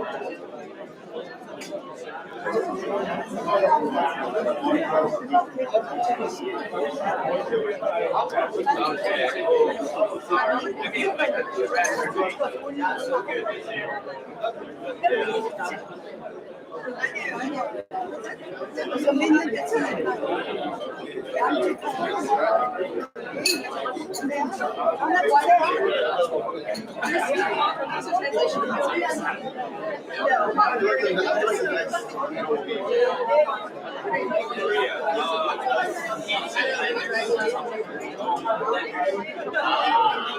자, 시간이 다 됐습니다. 네, 40분 시간 됐고요. 이 세션 시작에 앞서 이번 포럼의 축사 영상을 보여주신 돈 베이어 연방 하원님을 비롯한 5분의 영상을 부담 없이 지금 보여드리겠습니다.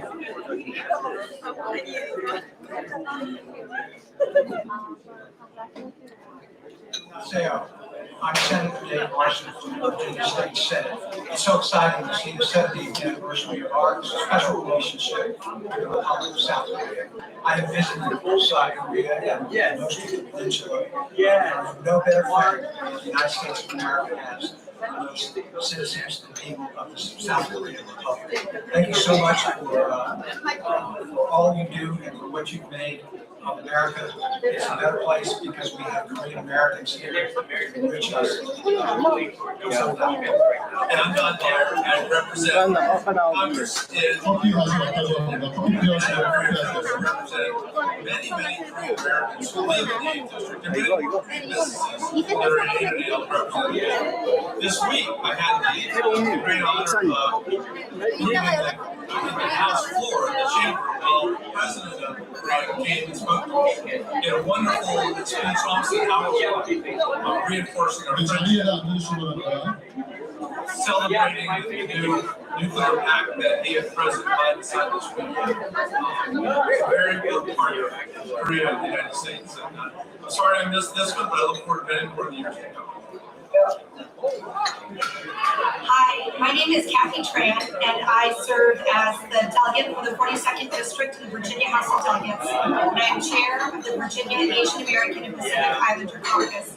And congratulations on a strong 70-year alliance between the United States and the Republic of Korea. The Korean American community here in Northern Virginia are such integral partners and contributors to the social, economic, and cultural fabric of the Commonwealth. And we are so delighted to be able to recognize the significance of this anniversary together. Thank you. I'm Scott Cervell, and I want to congratulate the United States and Korea on its 70th anniversary of the relationship. It's been a strong relationship here in Northern Virginia, and you guys have a good event for once. Hello, my name is Rodney Lusk, and I'm on the Fairfax County Board of Supervisors representing the Franklin District. And I'm here to commend and continue the relationship between Korea and the United States and its anniversary of its 70th. And just so excited about the partnership and continuing that partnership into the future. 네, 감사합니다. 메시지 보내주신 분들 대단히 감사드립니다. 자, 지금 이제 다 자리 정정하셨죠? 네, 지금부터 제2세션 종합토론을 시작하도록 하겠습니다. 앞에 있는 분들 소개시켜드리겠습니다. 제가 호명하시면 손 한번 일단 들어주시겠어요? 이정훈 패널님, 네, 김영준, 네, 수미테리, 네, 패트릭 코닌, 네, 그레이 스칼렛님, 네. 아까 앉아 계신 분들이 누가 어떤 말씀하시는지 모신다 그래가지고 제가 잠시 설명드렸는데 우리 위원장님께서 다시 설명해 드리겠습니다. 이 세션 진행은 이정원 원장님께서 진행해 주시겠습니다. 네, 감사합니다.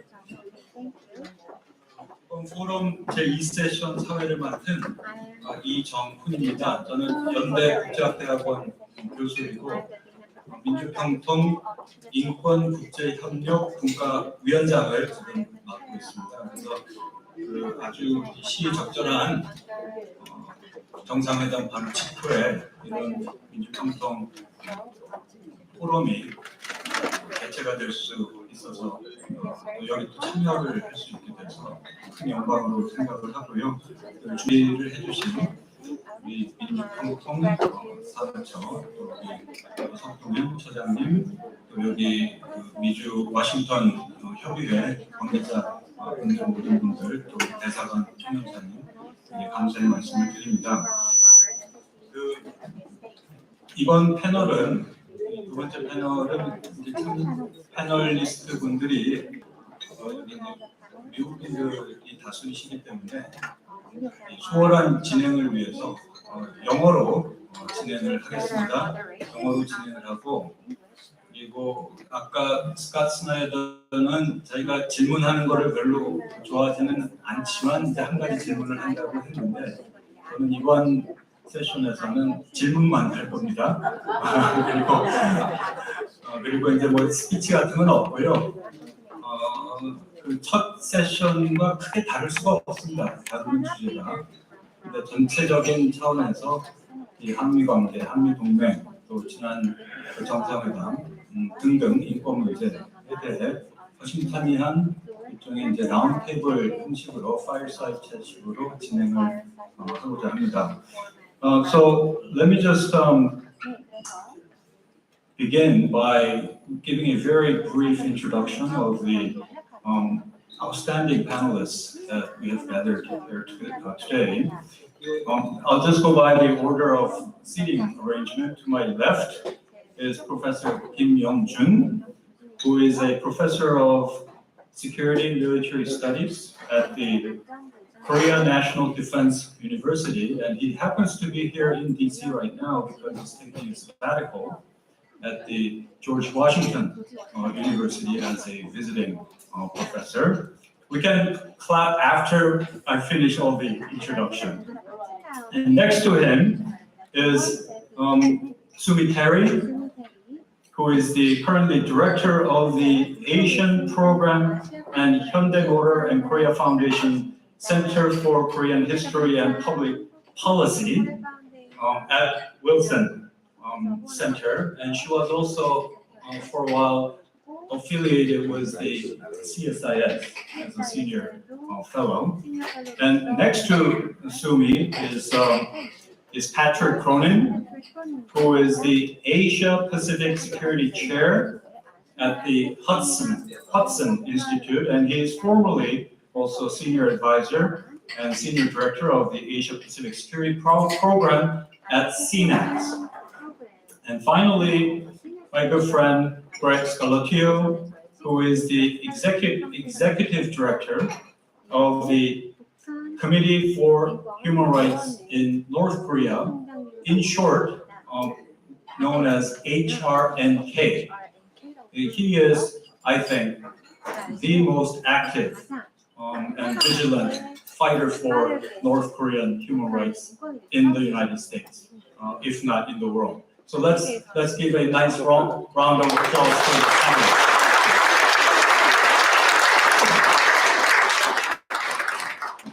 So picking up from where we left off in the first session, we have to get back to the summit meeting last week.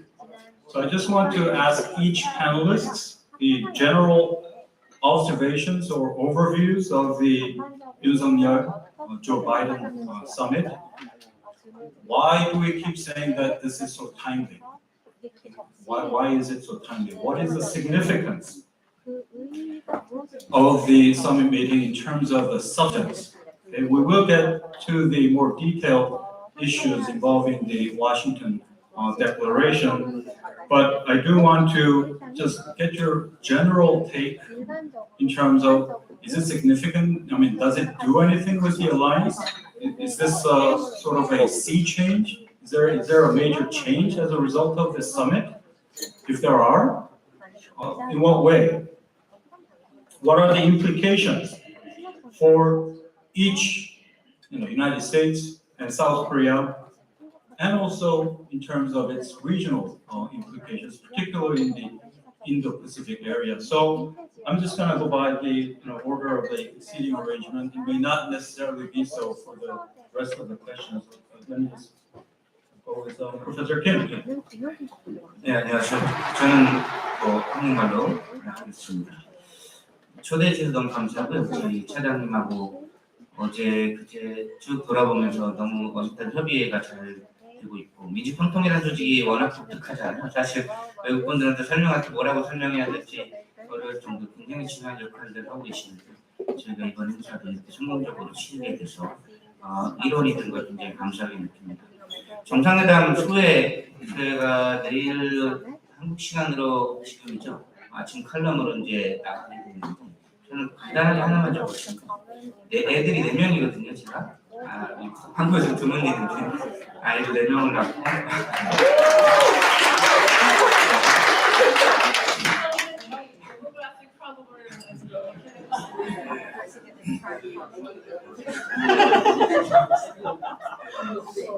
드문 일인데, 하여튼 애기들하고 지금 비엔나 메트로 근처에서 자리를 잡고 저도 싶은 대학으로 와 있는데, 저희 여기 계시는 플로렌스 그 따님이 백악관 연구인실에서 일을 하셔서 가지고 초청을 해주셨어요. 그래서 아이들을 데리고 이제 갔습니다. 여기 많은 분들 이제 가셨을 걸로 기억을 하는데, 제가 놀란 건 저도 20년 전부터 유학을 하면서 많은 행사를 가보면 대부분은 아시듯이 주한미군 있었던 분들, 외교관 했었던 분들, 특파원들, 그리고 이제 한국분하고 결혼하신 분들 위주로 행사들이 많이 됐는데, 그날 가보신 분들 알지만 굉장히 많은 그 미국의 젊은이들이 한국을 그냥 좋아서 그 긴 줄을 서서 모두 동참하고 박수를 치는 걸 봤습니다. 저는 굉장히 뭉클했거든요. 저도 20년 전부터 유학을 할 때 사우스 노스코리아 그건 잘 못했고, 그죠? 삼성, 현대가 한국 브랜드인지 잘 모르게 일본 브랜드가 팔고 있었던 그 시절이었는데, 지금 한국이 좋아서 온 미국인들이 꽉 차서 인산인해를 이루는 거예요. 저희 아이들한테 물었죠. 아빠 너무 자랑스럽다 그랬더니 아이들한테는 이게 당연한 상황인 거죠.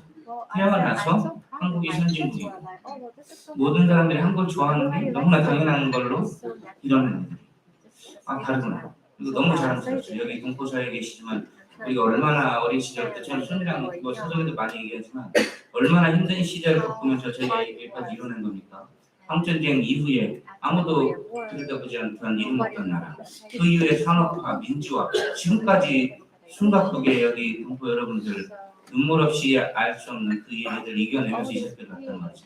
저희 아이들은 이걸 당연하게 받아들이는 그 시절을 백악관 잔디밭에서 미국 애기들하고 우리 애기들하고 뛰어노는 모습을 보면서, 오늘도 처장님하고 아침 호텔 로비에서 얘기했어요.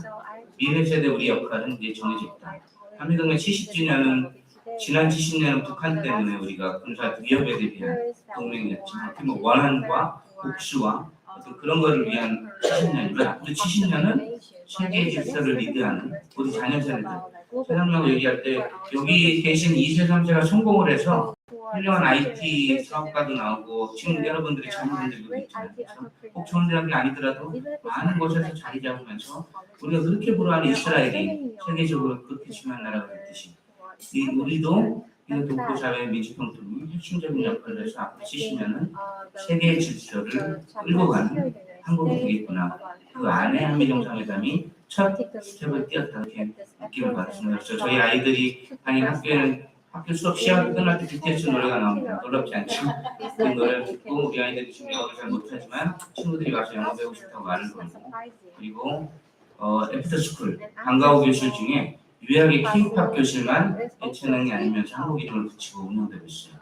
이게 당연한 겁니다, 저희 아이들. 수미랑 얘기했지만 수미 어렸을 때 이야기 들으면서 눈물이 날 정도로 그 힘든 그 우리 한국 사회 위상은 지금은 우리 자녀들한테 우리가 보란 듯이 얘기할 수 있는 그런 시간인 것 같습니다. 그래서 한미정상회담 단기적인 성과 좋습니다. 여러 가지 뭐 앞으로 해야겠죠. 근데 국가 간의 회담은 기업 비즈니스가 아닙니다. 끝나고 끝이 아니고 끝나고 나서도 계속해서 상호 간에 발전을 시켜나가는 거기 때문에 지금 교수님께서 말씀하셨던 성과를 저는 그렇게 보다는 백악관에서 아이들을 보면서 우리가 일어났던 것에 대해서 감사하고 앞으로 우리 아이들이 어떤 미래를 살아갈 것인가에 대해서 방향을 잡았다. 그런 정상회담이 되었다. 그래서 아메리칸 파이 노래도 중요하고 영어 연주도 중요했고, 우리 앞으로 어떤 자녀들한테 어떤 세상을 물려줬는지 우리 스스로 축하하는 그런 자리였다고 생각하고 있습니다. 여기까지입니다. Thank you to the Peaceful Unification Advisory Council for inviting me here today. I agree completely with what Dr. Kim just said. It's really interesting because I have two boys too, and they grew up in New York. My home is in New York, and I work in Washington. And I have these teenagers who think Korea is just ultra cool. There's nothing remotely embarrassing or anything about that. That's very different when I was growing up in the 80s. What he was referring to is like when I was a high school student, I actually got into a lot of fights, believe it or not. Every single fight was over some sort of racist comment. Can't go back to your country, and I couldn't handle it. Come on, I'm Korean, right? I can't handle that. So I was very feisty, and there was, but it's so remarkable watching my kids. It's like they're half Korean, but they're so proud to own that. So this is very different environment. It's not only K-pop, it's not only K-drama, it's video games, it's this, it's that, it's absolutely everything. You go to 32nd Street in New York, and it's like you can't get it. You have to stand in line for like 2 hours to just go to a convention. So that's the environment. But since you are asking about the summit, success of the summit, I have to say, I don't know what the controversy is in South Korea. I think I get it. It's like sort of very partisan environment and you have to criticize. But this was a very successful summit. And I have to say, I was at the NSC, I was in charge of putting together summits. And it's very difficult. This is not an easy thing to do. First, I may emphasize, state visit is it's a big deal, right? So I think it says something about our alliance relationship. For President Biden to be the first president who visited South Korea, obviously, when President Yoon came into office, and President Yoon was the second, this is second state visit, right? The first one was President Macron of France, and that's like US's oldest ally that goes back to the revolutionary period, okay? So this was a very big deal, and even I think the impression that I got from the US perspective that it went off without a hitch. Like, of course, even though the alliance is very strong, it's like a marriage, right? Even if you have the strongest relationship, strongest marriage, it doesn't mean every single thing, like, you get a course, you don't get a, I'm sure, like, your husband knows you in some ways, right? So there are some irritants, there are some things that you have to work through. But by and large, I think we worked through it. We'll talk, I'm sure, in the next round about this nuclear doctrine that they came up with, this nuclear consulting group or whatever they came up with. That is, we'll get to it, but that acknowledges Korea's concern. Okay, it's not perfect, maybe it's not exactly how Koreans like it, but we try to address some of these concerns. And some of the irritants, like there were of course some issues like over Inflation Reduction Act or CHIPS Act, they're trying to sort of deal with it in some way. So my overall picture in terms of the success of the summit, even with President Yoon singing American Pie, I actually saw some people on Twitter, some trying to criticize that. Like some people trying to say this is not a cool thing or there's some criticism. Come on, like, you're really nitpicking things now. Like that went well. It was very well received. There's a good chemistry between the leaders. There's a lot. This is now a global alliance. I know President Yoon is talking about global people of state now. This is no longer about just North Korea. This is about regional issues, global issues. We have our alliance relationship. There are a lot of issues to go through, and I just thought there was a very, very successful summit overall.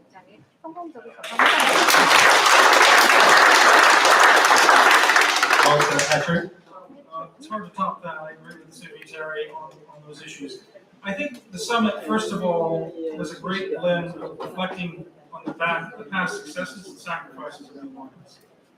The sacrifices that were made, but also the successes that Dan Maxwell pointed to that allowed just South Korea to rise as a great economy, as a great polity, as a great cultural power that we enjoy today. And the second thing the summit did was it allowed to move from burden sharing to nuclear power sharing. So we have to share power in this alliance. It's very difficult. It's like a marriage. How do you share power in a marriage? You can never do it quite equally. But we wanted to do as much nuclear power sharing as possible, short of moving and redeploying nuclear weapons permanently back to the peninsula or creating a dual key, two key control of the nuclear weapon. And I think that's what the Allies have done. And that's a good step for 2023. Who knows what will happen in the future? But right now it's strengthened extended deterrence and deterrence against North Korean aggression. And what that enables what that enables is for South Korea and the United States to pivot from just focusing on the peninsula to the Indo-Pacific strategy, to the global strategy, and to basically enable President Yoon to realize that global pivotal state aspiration that he has for foreign policy. So we can talk about how they're doing that, all the specific ways, but I think that is a consequential summit. I think that's a consequential state visit. I think this is a milestone and a step up in U.S.-South Korean relations. Thank you.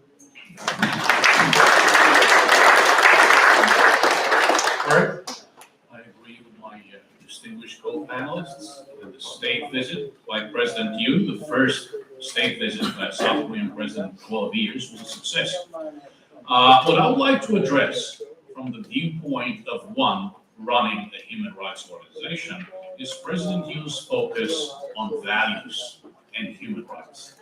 2 lines in President Yoon's address to the joint sessions of Congress summarizes the crux of the issue. That is, North Korea's obsession with nuclear weapons and missiles is throwing its population into a severe economic crisis and human rights abuses. That's it. What is the regime's ultimate strategic objective? Survival. In order to do that, it has to keep its elites happy through access to hard currency and goods smuggled in from the outside world, despite sanctions. Also, it has to develop its nuclear and missile program. How does the regime procure the funding it needs to develop these missiles and nukes? By oppressing and exploiting its own population at home and abroad. The security issue and the human rights issue are interconnected. Professor Maxwell, our distinguished board member, Dean Lee Jong-un, will agree with me that both board members of HRNK, we're trying very hard to highlight the connection between the security issue and the human rights issue. And President Yoon did this very succinctly and very effectively. On the other hand, the Biden administration made it very clear since before President Biden was elected that, number one, shared values with our allies, friends, and partners would be a pillar of U.S. foreign policy. And he also made the point that multilateralism was going to be a pillar of U.S. foreign policy, and we're doing precisely that with South Korea along this very strong relationship. Professor Lee Jong-un, the answer to what are the outcomes of this visit? We have to remember that we have very good leadership right now in President Yoon's home. We have good president here good leadership here as well. President Yoon Suk-yeol himself said it. We need to raise awareness. We must inform the world of the gravity of North Korea's human rights violations. And the president says, I ask for your help in improving North Korea's great conditions. All of us together. So, HUAC, Minjukyung is an extraordinary organization. It's a grassroots organization. We can do so much together all over the country. I used to speak for, the old HUAC, all over the United States, in Argentina, Brazil, Paraguay. So let's do that again. The problem is, 인권 이슈를 정치화시키는 게 문제입니다. 5년 동안 침묵, 5년 동안 또 정부가 바뀌면 인권 개선. 여러분 또 6년 만에 만나 뵙게 돼서 또 너무나 반갑습니다. 앞으로 자주자주 뵙겠습니다. 그냥 우리 한국말로 할까요? Greg is absolutely fluent in Korean, for your information. We'll certainly be coming back to the human rights issues. But first, let me turn to Sumi, because you were earlier talking about how, when it comes to the Washington Declaration, I mean, that seems to be the key substance of that highlights the summit meeting. Could you consider it sort of as an extended deterrence on steroid or plus alpha Why are we making such a big deal out of this? What is considered to be a landmark documentation? I understand that this is the first in terms of a written form that is guaranteed. Between the United States and any ally, okay, in the world where extended deterrence is actually written down. So that in itself is, I think, a very, very significant milestone. Can you maybe get into the details? So this is a standalone document, and that's a big deal because we don't have a lot of those. And I think that really was modeled after our experiences, U.S.'s experiences from Europe after former Soviet Union acquired the threat to, obviously, the United States with nuclear weapons. And so it really builds on that experience of working with our NATO allies. So it's not exactly like NATO sharing, but it really builds on that experience. And I think we wanted to also show, and there's two sides. Like there's some criticism, not criticism, but people who are a little bit more hawkish said President Yoon in return said South Korea is not going to acquire its own nuclear weapons capability. But from U.S. government's perspective, extended deterrence is credible, right? So we look, and oftentimes we don't talk enough about how the success of this, right? So for example, in Europe's case, we had, Great Britain and France ended up acquiring their own nuclear weapons, but Germany and Italy didn't. And so there was a lot of success stories of just being able to showcase it and believe in credibility on the extended deterrence. But I think this is significant in that, again, it's a standalone document. It does promise regular visibility of our strategic assets to the Korean Peninsula, including U.S. ballistic missile submarines. And I think another one key point from the Biden administration is that I actually asked this question to one of the senior Biden administration officials. I said, listen, you know why the Koreans are actually concerned? Because they're concerned maybe not about this particular administration, but let's say, and I'm not trying to be partisan here, but they may be worried about a different U.S. administration coming in that might pursue more isolationist policy, right? So how can we have that kind of guarantee and that kind of credibility coming out of the U.S. government? And from the Biden administration perspective, they believe that this document does still bind to some degree, bind the future administration. So they made it they made it sound that this was a big deal, this was a significant document. Does it answer and does it take care of all Korea's concerns? I don't think it does, and we can get into that. I really don't, because North Korea, we know, we just spent the first panel talking about this, and we're getting to it very soon. I'm sure we're going to have a North Korea conversation, but I am pretty sure that North Korea is going to continue its provocations with the missile tests and nuclear tests and so on. So it might not satisfy the Korean public in terms of this is it. But as a start, this is 100%. It's significant still, and it is a good step forward for now, and it is a compromise of some sort too.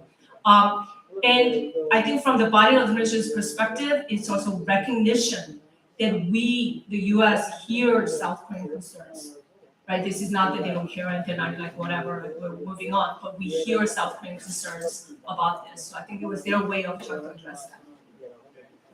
Patrick, Sumi just mentioned about the NATO-type nuclear sharing, and there are a lot of comparisons being made right now as to which system is better or worse. I mean, the criticism that's coming out of Korea basically is arguing that somehow it falls short of what the European countries are benefiting from. So can you draw some comparisons and how it compares to the NATO-type nuclear sharing?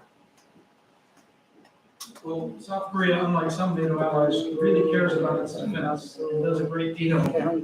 So we wish all of our allies were as interested in self-defense as South Korea. The NATO nuclear planning agreements that we have do a couple of very different things from what we're talking about with the Peninsula. One is to try to convince the European countries that the nuclear weapons that are in Europe are secure. Where South Korea is actually interested in more nuclear weapons showing up on the Korean Peninsula on their behalf. And hence the compromise that Sumi just mentioned, which was the occasional docking of a ballistic missile submarine, which, by the way, is one of our few platforms that has low-yield nuclear weapons in its submarine launched ballistic missile arsenal. The NATO nuclear planning group also doesn't actually do planning. And one of the things we're doing, I think, with this nuclear consultative group, although much has to be determined, much will be realized when officials get together each time. But what we saw when South Koreans visited recently, they went down to Georgia after the tabletop exercise, in which it was the first tabletop exercise looking at North Korean nuclear use of tactical nuclear weapons together, jointly thinking through those scenarios. They then went down to Kings Bay, Georgia, where we have our ballistic missile submarines. And now we've talked about, after this summit, going to dock a ballistic missile submarine in South Korea. That's very different from what we had going on in most of NATO. That gives South Korea a bigger voice over their concerns or their recommendations on nuclear use for different contingencies. It gives South Korea more access than some of our NATO planning members have, because those are not, again, actually doing nuclear planning. They're doing policy coordination.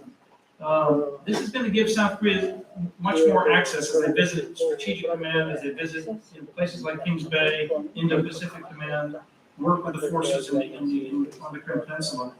And then finally, we're building a new institution. This nuclear consultative group is like clay. It's whatever we want it to become. And so giving South Koreans the voice in shaping that going forward at the Assistant Secretary of Defense level and state level, that is institution building. So this is one of a kind, like the Washington Declaration being a stand-up act, but this is also one of a kind institution that is absolutely bespoke and purpose-built for U.S. and South Korea extended deterrence.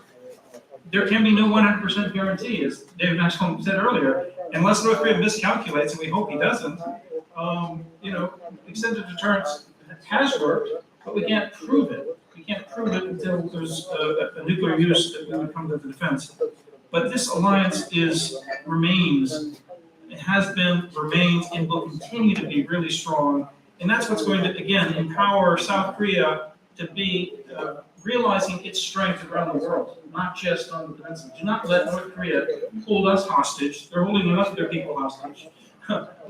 Let's get off the peninsula as well, mind the day job of keeping deterrence, use this nuclear consultative group for voice and access and for institution building, and then get on with everything from human rights to shaping trade and technology policies, and keeping our own economies prosperous and our militaries cutting edge. Thank you. So, Professor Kim, you're a military analyst, strategist, and Patrick just alluded to the SSBN. How does that change the complexity of the? Basically, what we're here is about nuclear deterrence. Okay? We're transitioning from somehow convincing North Korea to denuclearize, give up its nuclear program. We can't give up on that. That continues, but at the same time, we're trying to elevate our preparedness in terms of deterrence. So how does that the ballistic missile submarines change the complexity of the deterrence against North Korea? 네, 저희가 얘기를 많이 핵공유 쪽이나 확장체로 많이 집중돼서 얘기하다 보니까 굉장히 중요한 게 지금 교수님 말씀하신 전략 잠수함을 상신 아니더라도 배치를 하겠다는 조항이 굉장히 중요하거든요. 저희가 이제 이종 교수님하고 이제 오다가 로널드 레이건 빌딩을 봤어요. 저희 수미테리 박사님이 좌장으로 계신 윌슨 센터가 있는 곳인데요. 굉장히 지금 존경받는 미국 대통령 저희가 뭐 공화당에서 자꾸 레이건을 지켜 세우기도 하지만 뭐 FDR 얘기하죠. 프랭클린 루즈벨트, 로널드 레이건, 링컨 조지 워싱턴이나 토마스 제퍼슨 제외하고는 레이건이 항상 나옵니다. 그렇게 저희가 기억하는 대로 1980년대 소련과 힘에 의한 평화를 직접 몸으로 추진하고 그 안에서 국민 통제를 안 했느냐. 고르바초프라는 지도자를 나오게 만들어서 결국에는 여러 가지 소트라든가 스타트라는 협상을 이끌어낸 굉장히 추앙받는 지도자로 지금 남아 있습니다. 론드레이가 시절이 완벽했던 시절은 아니지만 저희가 그 시절을 한번 떠올리는 게 지금 윤석열 정부가 추진하는 힘에 의한 평화라든가 담대한 구상이 바로 이 로널드 레이건 때 시절의 여러 가지 전략들을 저희가 벤치마킹하기 위한 거죠. 사실 보수정당이 가진 장점은 북한 문제를 풀 때 여러 가지 리액션이 좀 조금씩 있다는 겁니다. 이 힘을 구축해 놓고 나서 저희가 담대한 구상을 통해 북한에 손을 내밀어서 공정을 평화 통일을 하려는 것이죠.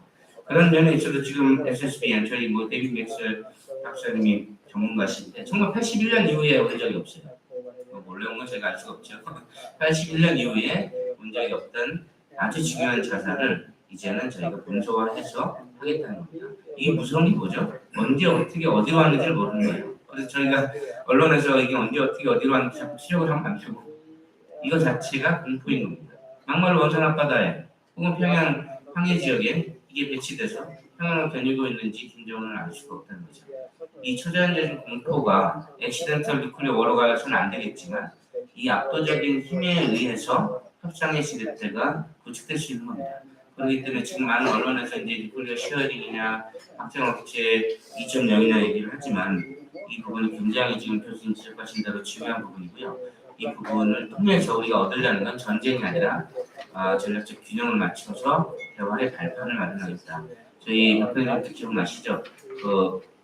여러 가지 일들이 있었지만 북한이 직접 내려와서 저희가 해당을 성사시킨 기록이 있습니다. 여러 가지 것들에 대해서 우리가 한미 간에 압도적인 국방력을 갖췄을 때 북한이 오히려 대화 협상에 임했다는 점을 제가 기억을 할 때는 분명히 뭐 진보 정부에서도 여러 가지 노력들을 해온 것 자체에 합리적인 논리성들이 당연히 있고요. 이번 정부에서는 이런 방식으로 노력을 하는 것도 굉장히 많은 기대감을 갖고 하는 거기 때문에 이거 자체가 뭐 전쟁을 한반도에 불러온다 이런 것들이 아니고 완벽한 억제를 통해서 우리가 가는 겁니다. 문재인 정부 때 저희 이제는 다 아는 거지만 김정은 위원장 협상에 응하게 된 거는 그때 전략 폭격기가 평양 상공에 있던 사진을 평양에 우리가 전달을 했죠. 그걸 보고 김정은 위원장이 평창올림픽에 나오게 된 계기 중에 하나가 있었습니다.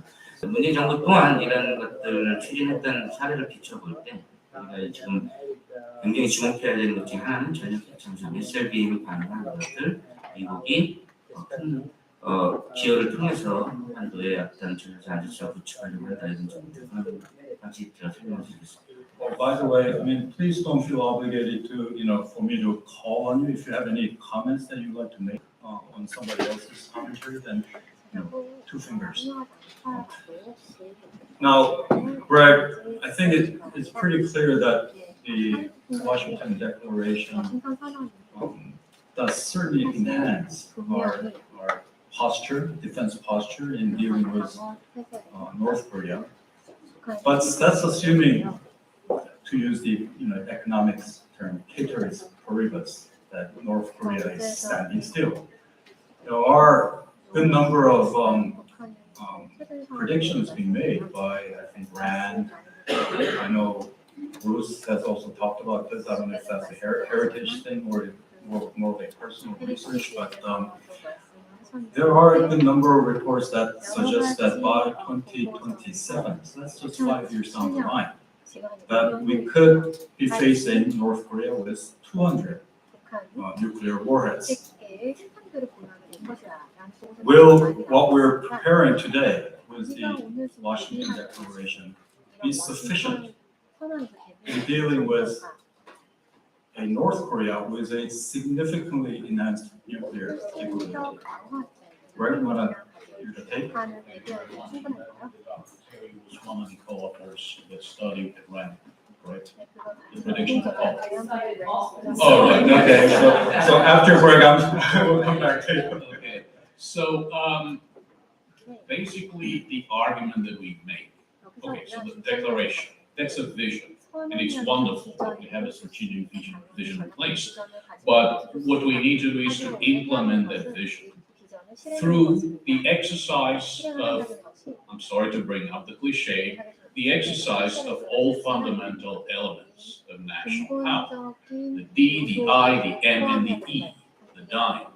Certainly, extended deterrence, containment, missile defense, strong commitment to the alliance, the docking of submarines in South Korean ports. These are all very important elements reinforcing the end. But we cannot accept the status quo.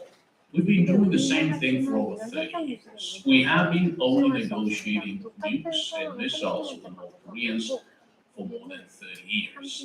And of course, diplomacy, the D in the dime, is very important. As a student of diplomacy myself, I would never speak up against diplomacy. The econ side, of course, is important through the application of sanctions aimed not to target the people.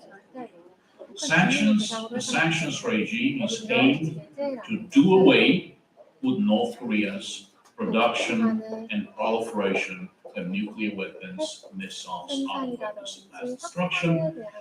In order to prevent those developments, it's very important to focus on the I, and earlier some of the other speakers, Colonel Maxwell in particular, referred to the I.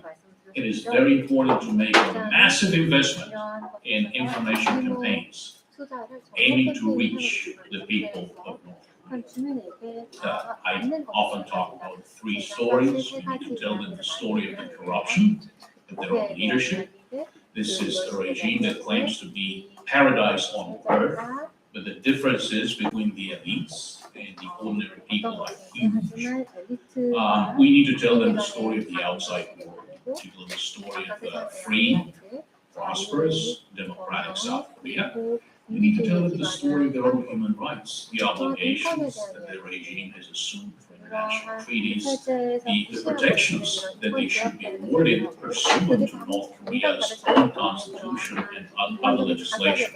Of course, ideologically, North Korea's fundamental problem is that there is a very deep rift between Kim Il-sungism, between the official ideology, between the 10 principles of monolithic ideology and Juche thought, and the actual legislation of North Korea, the actual reality of North Korea. We need to understand that. We need to go after that. I am not advocating in favor of violent change. I'm advocating in favor of gradual, peaceful change. Probably I'm the only one in the room who was in the midst of an anti-communist revolution in Bucharest in December 1989. I do not wish that onto the people of North Korea or onto the people of South Korea. And we need to tell them those stories. The technology is out there. We can send them this type of information. The information is out there, and we know enough by now about North Korea's social classification system, we know how to target this topic.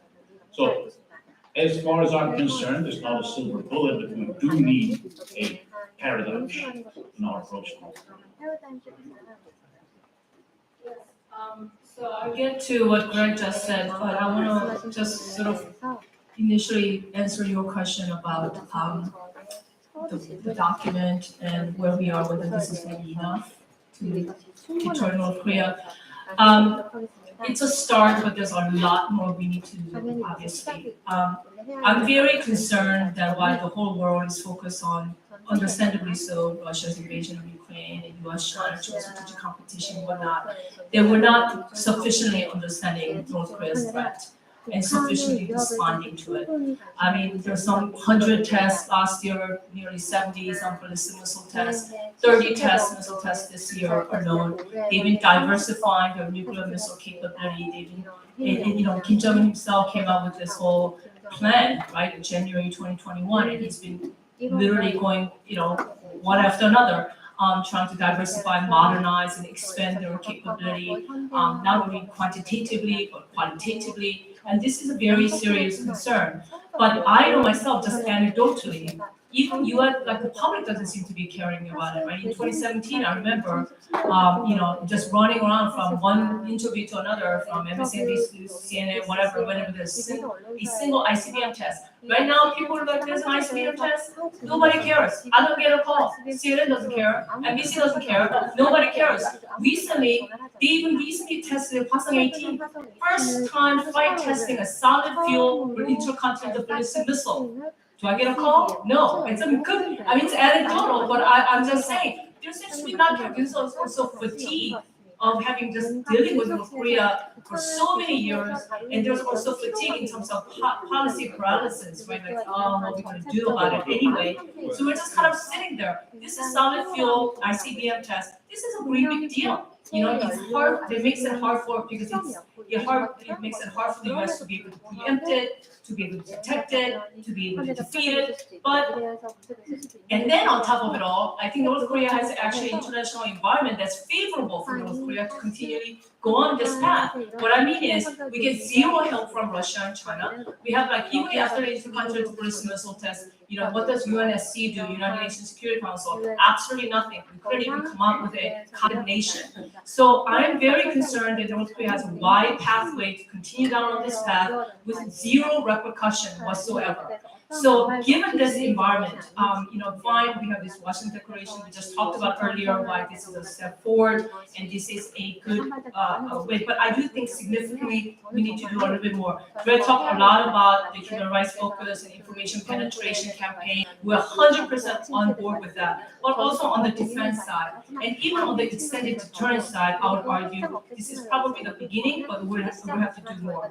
For example, for me, there's a conversation about should South Korea bring tactical nuclear weapons back. We're not quite there. Should South Korea go nuclear? Before we do that, I think there are things that we can do that's a little bit more. Like I'm a proponent, for example, of some sort of a strategic ambiguity when it comes to deployment of U.S. nuclear weapons to South Korea, right? So we could rotate in, for example, more nuclear-capable weapon systems, such as Ohio-class submarines with B-52 bombers and F-35 fighters, without necessarily commenting on whether they are nuclear or not. So what I'm saying is maybe not today. This is a good start with Washington Declaration, but I can see the foreseeable future where we might have to do more.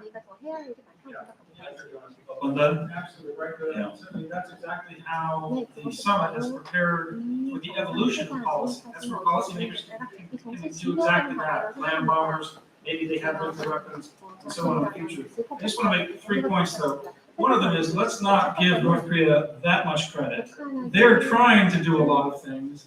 This is very expensive. Very expensive to have so many different platforms, to try to deploy them, to keep them up and maintain them. It's scary from a command and control perspective. It's scary from a miscalculation perspective. But North Korea is much less capable than they like to portray. They're bragging well before they have these capabilities. They do have nuclear weapons.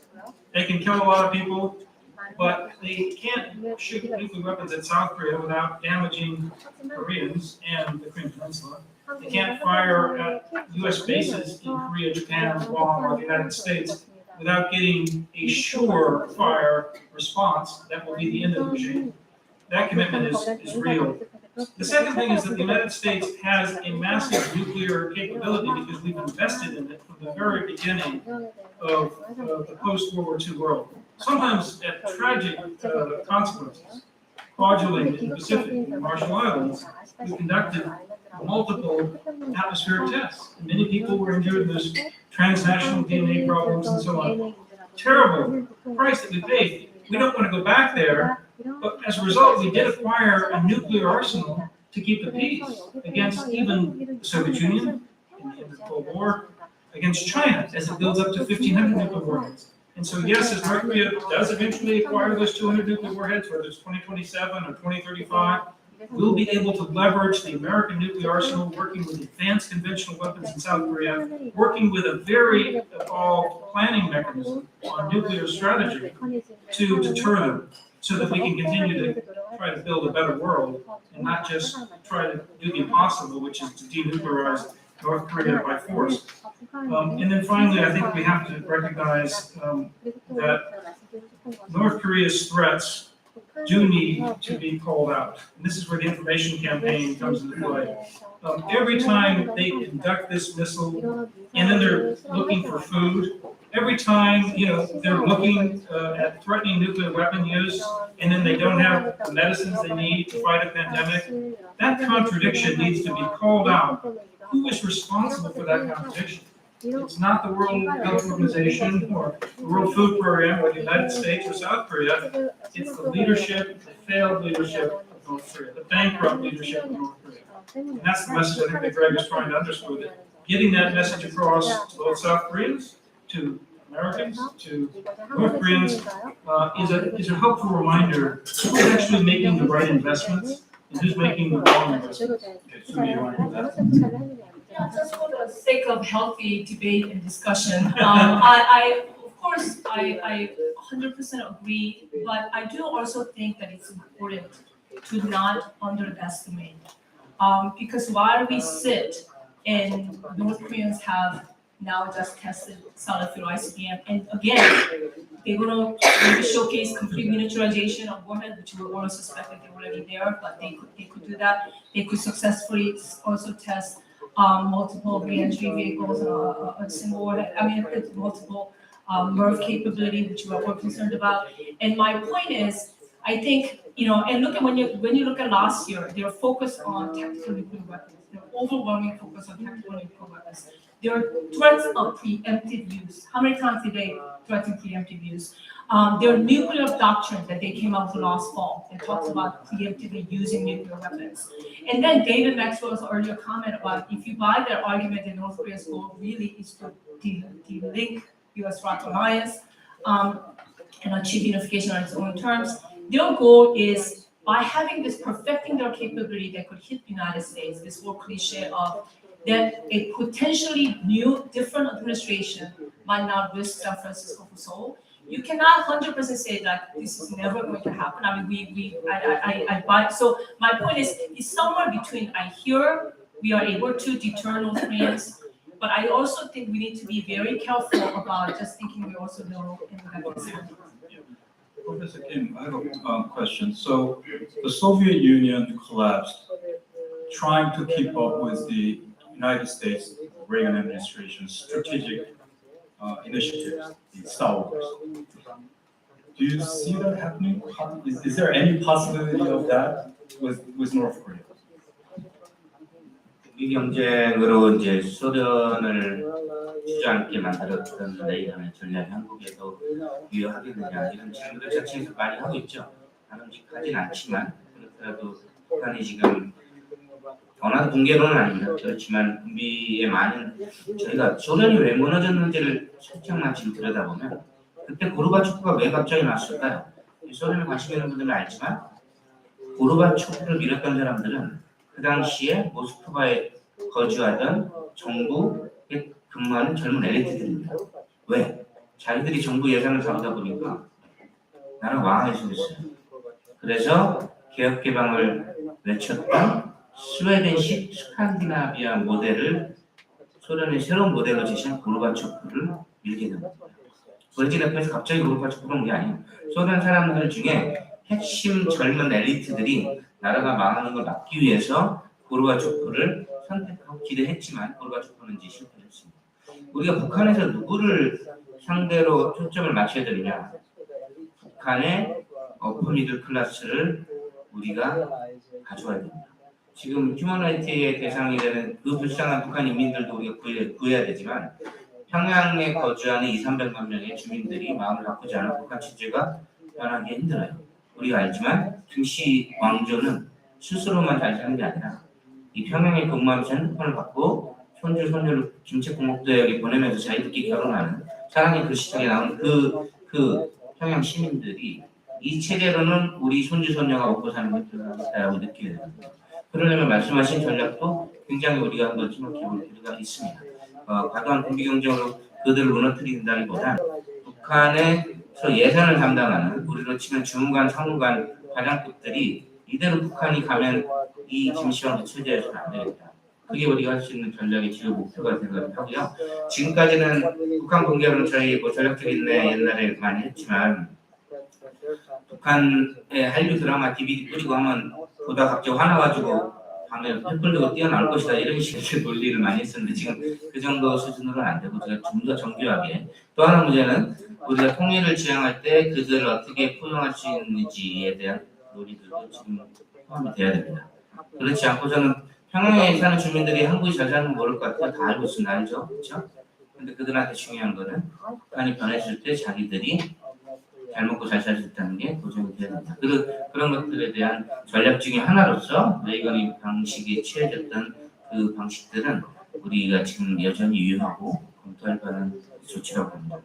Okay, so what Professor Kim just mentioned kind of naturally takes us to the next topic, which is North Korean human rights, and no one better to talk about it than Greg. Greg, you know that this year marks the 10th anniversary of the advent of the Commission of Inquiry by the United Nations after 1 year of very extensive investigation. A landmark report came out charging North Korea of crimes against humanity and telling the UN Security Council to refer Kim Jong-un and the leadership to the International Criminal Court. So, unfortunately, it's been 10 years, and yet we're still kind of circling around with the awareness issues. It's great that during the summit meeting, President Yoon, in his speech, talked about the horrendous, the word that was used was horrendous human rights condition in North Korea.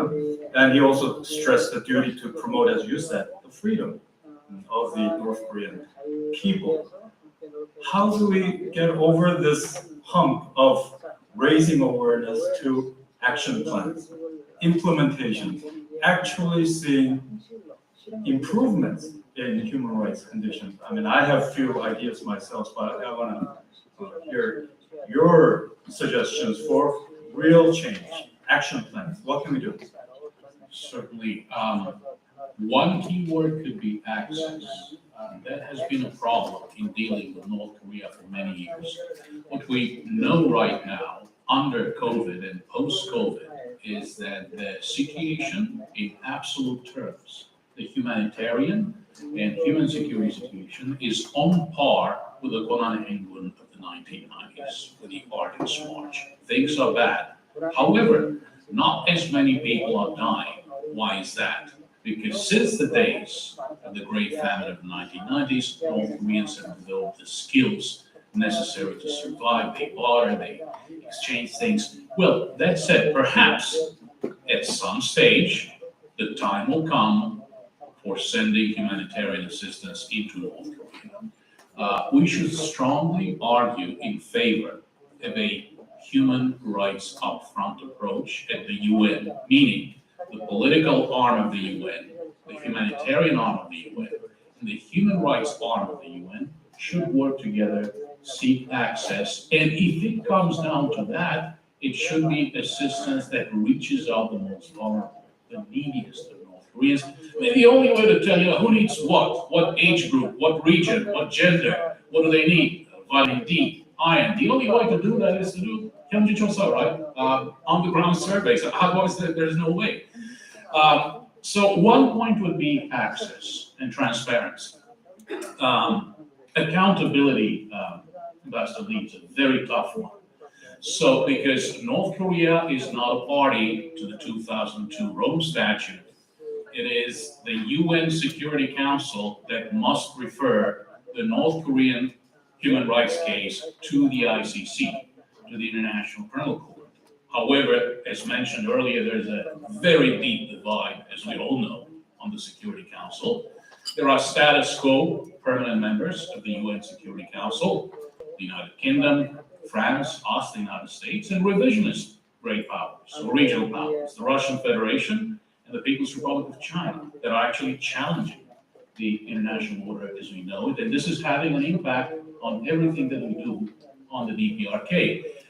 I'm very hopeful, but South Korea is going to be, I believe, become a non-permanent member of the Security Council this coming June, if I'm not mistaken.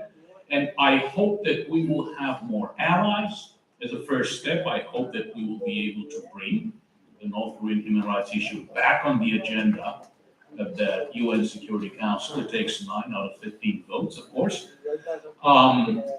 We have addressed the issue of special tribunals. For example, along the lines of ICTY, the International Criminal Tribunal for the former Yugoslavia, Rwanda, but those special tribunals actually required resolutions of the UN Security Council. So we have no choice but to continue to argue, and this is the truth, and the plain truth, that the North Korean human rights violations, North Korean crimes against humanity, constitute a threat to regional and international peace and security through this very nexus between human rights violations and North Korea's nuclear and missile program. So can I say something and then maybe you guys can tell me what you think? South Africa, I think most of you know that, practiced institutionalization of racism, which is called apartheid system. And from 1974 to 1994, and 1994 is the year that apartheid system was abolished and Nelson Mandela became the president of South Africa. The UN General Assembly voted in 1974 to suspend South Africa from all its UN activities. Okay. The General Assembly can do that. There's the Credentials Committee that can actually exempt a country from getting the credentials to participate in the UN General Assembly. So this happened with South Africa. Why not North Korea? Or is that too much to ask? Yes. That's a great point. The South African precedent. I think there's a much, much broader issue at stake here. Going back again to President Yoon Suk-yeol's address to the joint sessions of Congress, he cracked a joke about BTS having beaten him to the White House, but he said, "But it's okay, I beat them to the Capitol." So BTS, K-pop, these are global cultural phenomena. Just a few months ago, at the height of their popularity, BTS had 130 million followers. They visited the Biden White House. Did anyone utter one single word about North Korean human rights? No. President Yoon mentioned Parasite. Parasite had the biggest stage in the world, the Oscars. Did the crew members utter one single word about North Korean human rights? Not one. So I think that this has to begin here in the United States and also at home in South Korea. We also need a cultural paradigm shift. Why is it so politically incorrect to raise human rights under any circumstances, especially North Korean human rights? I do want to beat Scott by leaving myself enough time to allow 2 questions from the audience instead of just one. So finally, I just want to address this final question to the panelists. If you were to recommend Secretary General Seok Dong-hyun as to how he can plant seeds for peaceful unification of Korea, very briefly, what would you suggest? All of you. Very short. WAC is a wonderful organization. It's a global grassroots organization that has not only the support of the South Korean government, but also the support of the local Korean community. I would recommend working at the grassroots with organizations all over the world centered on the very mission of the organization, the peaceful reunification of the Korean Peninsula. This is a global issue. This is a global issue. Reunification will have extraordinarily positive effects on the entire world economy, on the world in general. This is a time of bad news, and we really, really need some good news. Why not have that good news on the Korean Peninsula? So collaboration at the grassroots and international. Patrick? Greg mentioned peaceful, gradual change, and I think that is the right approach for peaceful unification as a long-term goal. I would start and focus more with education. As somebody who also teaches at Carnegie Mellon University and focuses on alliances and partners there, there are so many Korean students there, and both Korean American and from Korea. We need to be taking advantage of the student populations, even at a younger level, but also at the university level in both of our countries, to try to debate some of these issues about values, about the future vision, to bring them into this discussion, maybe addressing that poll number that was mentioned earlier, that 61% of South Koreans didn't really care, Generation Z, whether there was unification. Maybe we can have open that up for debate. I agree with both what Greg and Patrick said, but and I think trying to get global support for unification is important, but it's really, I would say, also with the focus on the younger generation and really solidify internal South Korean public support too. I'm very concerned that there's this generational divide, and more we're losing this unification as a goal, particularly with the older generation, because we just see it, they don't have that, it's not like our grandparents' age, right? My paternal grandparents came from North Korea, so that was just no-brainer. But I feel like I hear you, and I do think that education is important, but really, we've got to do something about it domestically. How do we also get, and particularly from the younger generation? 저는 민주평등 이제 상임자문연합에서 활동을 해외에서 같이 많이 했었습니다.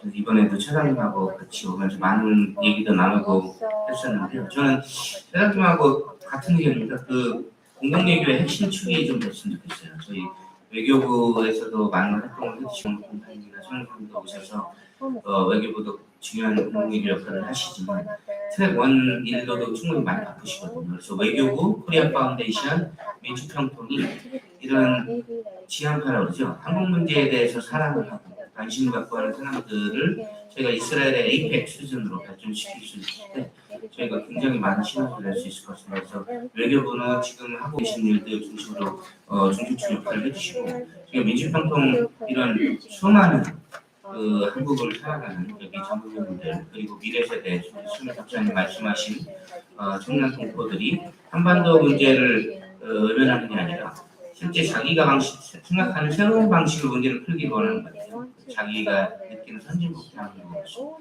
그렇기 때문에 많은 이런 세대들을 끌어안아서 저희는 외교부, 민주평통, 코리아 파운데이션이 하나가 돼서 일본이나 이스라엘 우리가 부러워만 할 게 아니라 이런 것들이 좀 더 시너지를 내서 갈 수 있는 그런 범조직 형태로 트랙 1, 포인트 5 형태 여러 가지 인사들이 좀 많아졌으면 좋겠습니다. 그러기 위해서 청년들과 미래 세대하고 함께 할 수 있는 여러 가지 것들을 에이펙을 사례를 삼아서 우리가 좀 많이 활성화시키면 좋겠습니다. Thank you very much. And I do want to give the audience an opportunity to raise some. Okay, so we have two. Please make it very short and please address it to specific panelists. 1, 2, 3, 4.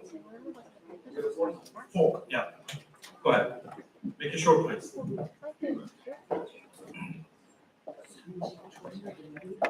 And short answer. Yeah, thanks for the great one. This question is for Mr. Patrick and the rest of the panel too. The Koreans getting constantly number of the polls, I mean about 70% of Korean public supporting the independently developing the nuclear weapons.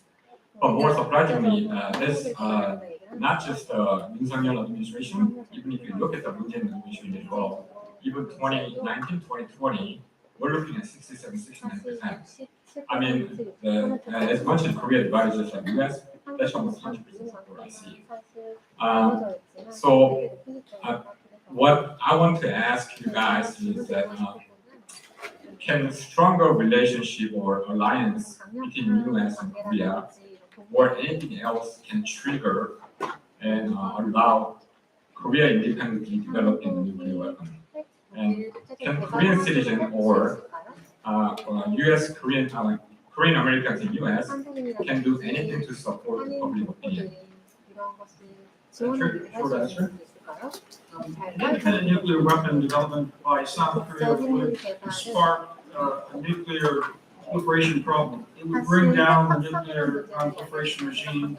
It would bring economic penalties onto South Korea, some mandated by congressional law. It would also rupture the U.S.-Korea alliance. Do you want to risk all of those things for the question of whether the United States is committed to the alliance? I think not. I think the smart way to go is the way the two leaders are going. South Korea is leveraging our enormous nuclear arsenal, and we're bringing them under the tent, closer to look at nuclear access. They don't get a finger on the button, but they get a voice right next to the finger on the button. And that's pretty close. It's not perfect. So I think the independent nuclear talk is an option, maybe in the future, if America retreats and becomes isolationist and we do have a different scenario, South Korea, go for it. But I think the smart way to do it is what Presidents Yoon and Biden have done, which is to preserve extended nuclear deterrence through building this new infrastructure. Thank you. For the case. You want to?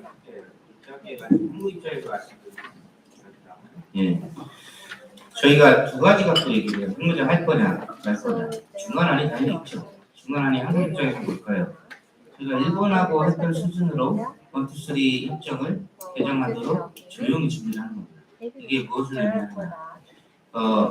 핵무장을 지지하는 것도 아니고 비핵화 체제만도 당연히 해야죠. 동시에 우리가 어떤 일을 할지 모르기 때문에 핵무장을 위한 잠재 역량을 조용히 미국으로 진행하는 겁니다. 이게 어떤 보면 1, 2, 3 협정이 기존이죠. 박노 대사님 주도를 해서 8년 전에 지금 7년 전에 했었었는데 지금 12년 남았거든요. 이건 미국 정부의 주도에 따라서 기간에 협정이 시작이 될 수도 있어서 일본하고 미국이 했던 것들이 사회문제 처리 관련한 여러 가지 레벨들이 지금 저희가 목표로 삼고 있는 중이거든요. 이거 공개적으로 하면 안 됩니다. 그리고 이런 것들의 핵무장의 가능성이 있으면 우리가 원자력 발전소 물질 수입이라든가 우리가 원자력 수출을 지금 해야 되는 웨스팅하우스가 문제가 많이 걸려 있잖아요. 저희 프로렌스랑도 여러 가지 핵이 원자력 수출 모델을 할 때 웨스팅하우스 얼마나 가져갈까 얼로케이션 문제 때문에 지금 컨트롤 시간 부분이 안 되는 거를 같이 판을 갖고 같이 끌고 가야 된다. 그래서 저희가 트럼프를 겪었기 때문에 이전하고는 다른 핵무장 지지율은 있는 거고요. 앞으로 어떤 일들이 30년, 50년 후에 펼쳐질지 모르기 때문에 우리가 능력은 갖추되 핵무장을 공개적으로 지지하는 건 아주 죄송한데 마지막 질문으로 해야 될 것 같습니다. 시간이 아까 거기 마지막으로 저기 좀 마지막으로 해야 될 것 같습니다. Thank you for being here. I'm Jin Lee, a graduate student at Jersey University and the co-founder of the Young Leader from the Korean Peninsula, which aims to raise awareness and North Korean human rights and education for the younger generation based in Seoul. So my question is regarding the human rights upfront strategy. So how can the U.S. Barack government administration can integrate the human rights strategies and denuclearization deal in the future direction? And is in particular, how can the current Yoon administration and Biden administration can balance the human rights and the denuclearization strategy in their future direction and to make a step forward to accomplish the goal? Do you want to take that? Sure. Well, so on the diplomatic front, we need to strengthen the coalition of like-minded states pushing for significant action at the UN and other international fora. On the information front, we need joint efforts to stage a serious information campaign, not a half-hearted information campaign based on memories of the Cold War more than 30 years ago. On the refugee front, we need to find ways to support North Korean refugees, bring them to safety. We need to remember that there are very serious and very senior former government officials in South Korea, in the United States and elsewhere. We need to listen to them. We need to find ways to give them a platform. We need to share ideas with them. And ultimately, we must not be ashamed to include human rights in any North Korea policy or in the agenda of any future talks with the North Koreans. They will walk out of the room. So what? We'll eagerly be waiting. We'll be eagerly waiting by the phone until you decide to address this issue, human rights. Because we cannot tolerate these political prison camps. the torture of women, children, infanticide, forced abortions. It's an abomination happening on the Korean Peninsula.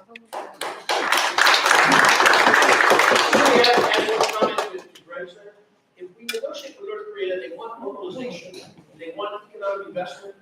No international company can invest in North Korea unless human rights situation changes. So it's got to be a part of our negotiation.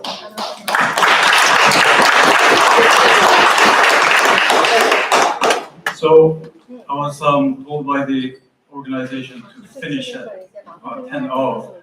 I'm not going to try to summarize the panelists' comments, but I do want to conclude by reading two passages from the presidential speech, two passages at the joint sessions of the US Congress. The first passage reads, "Let us take courage and stand up in defense of the ideals and principles upheld by the fathers of American independence.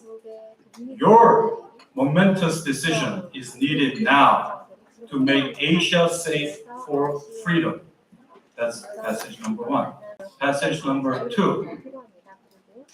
"South Korea play role of compass for freedom to safeguard and broaden the freedom of citizens of the world.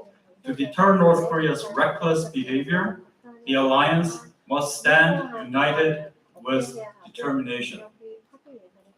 One of the passages is by President Yoon Suk-yeol last week. The other is by President Syngman Rhee in 1954. I don't know if you can tell which one is which.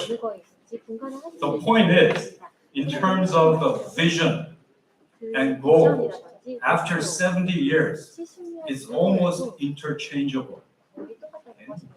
So, if you ask me, what's the significance of the Yoon Suk-yeol, Joe Biden summit? My answer is that after 70 years of alliance, there's still a very, very strong sense of continuity. And that's not easy after 70 years to have that almost strikingly identical identity. Continuity in terms of respective countries, values, threat perception, as well as policy choices. That's the most important outcome, I think, of the recent summit. And that's what we should be celebrating. This enduring alliance. And I hope that in the next 4 years of the Yoon Suk-yeol government, that this enduring alliance will grow even stronger. And I'd like to thank the wonderful panelists and all of you for this wonderful forum. Thank you very much.